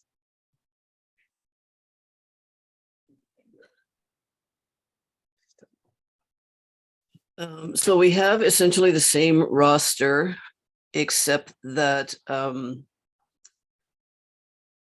except for one. So we have Rick Doucette, and he is also offered for president. Jean-Guy Como, David Palmer, Ron Smith, Danny Murphy, Andrew Clark, John Sabin, and Riley DeMerchant would be the new person on the panel. So did you get that? Everybody hear that? Yeah.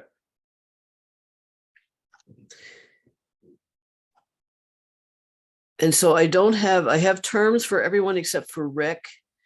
And Jean-Guy Como said that he would serve for any, and John Sabine said that he would serve for any.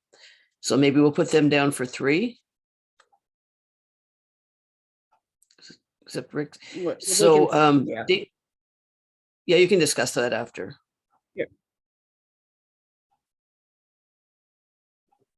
So you want to move that, Kim?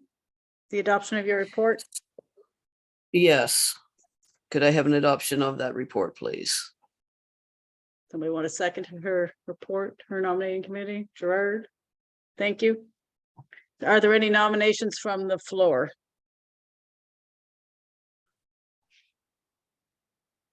Any nominations from the floor? Any nominations from the floor? Hearing none? Thank you. Well, I declare you all elected. Thanks, Kim. You're welcome.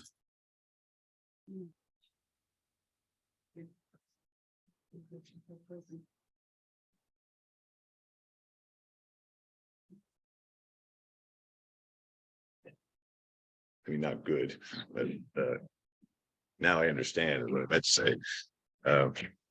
Okay, so thank you, Kim. And so, yeah, I guess, like I said, I certainly appreciate all of the individuals that have stepped up in the last 6 to 8 months to, and more so at times to kind of keep us going. And there's certainly a lot of positive conversations had, and some and certainly enthusiasm to keep on trucking. And you know, I know in my particular role, you really just, you couldn't do it without the support of your board and the support of the staff. And I really appreciate all of you for putting your name forward. And Gerard, I guess based on the list, you're retiring from this. If so, I certainly appreciate your efforts to date on keeping us afloat and going in the right direction. And thank you very much.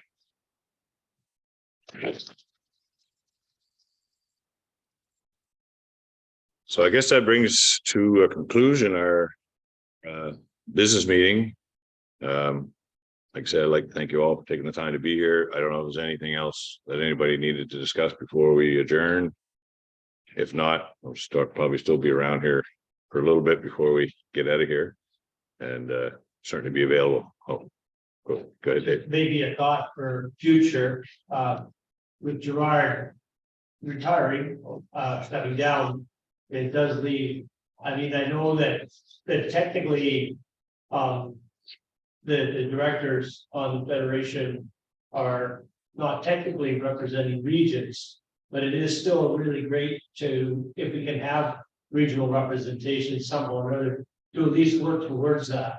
So you've got people like maybe like Adrian, who spoke fully today, that, you know, would be, in my mind, a fine person to being from the SEM area to represent that area. From younger folks in the room from the northwest part of the province where there isn't representation as well. I think we just need to be looking towards that, expanding the representation to make sure that we're covering the whole province. Yeah, I think I think that did come up during our initial discussion about the structure, the new structure of the board, and how we could make sure that the board represented the province and represented all the regions of the province. I think it's still the goal of the organization to move in that direction. I think at the time it was kind of like, you know, if we had some people who had experience and were willing to serve and could keep the ball rolling, then we're going to go there. And then in the future, we can look at whether we move to some sort of regional representation. Always a bit of a challenge sometimes, you know, the same as, you know, your district meetings at your marketing board, like you have certainly a lot of participation, maybe in one region and very little in another. You may be really struggling to get a director out of that particular area. So you have to have a fallback position. But I think if your primary goal is to have a representation, a regional representation, that's one aspect. And then you have to have a fallback position to make sure you end up with the board of directors too. So Even if we were to take expressions of interest. Yeah. For the future. Then you have kind of a working list to work with in the future. They ask that question of membership twice. before Right. next meeting. Yeah, and you won't get an answer, but then.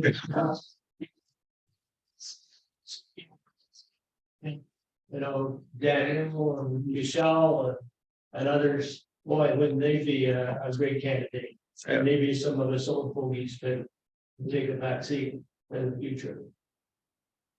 Well, like I said, I think and certainly I have no complaints about the board of directors. I think there was a good representation around the province and certainly a lot of experience there. And some new faces there too, which was good. So it was all very, very beneficial. But I think, I think we can always look at, as we're evolving in our organizational structure of trying to set up something that we at least make an effort to have regional representation on a provincial body like the New-Brunswick Fédération of Woodlot Owners. So thanks, David. Is there anything further? So I promise I'll go and sell 5 memberships. Okay, thank you. 5. Well, if we all did that, that'd be 500 in the short period of time. So no, I appreciate that.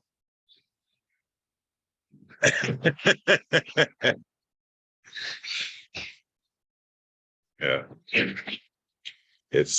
It's going to be a hard motion to enforce, and so I'm seeing it probably outside of our mandate, but I think an encouragement is good enough that if everyone can speak on behalf of the organization and encourage their fellow woodlot owners to join up, that would be great. And other than that, I certainly appreciate all of you that have taken the time to be online this long.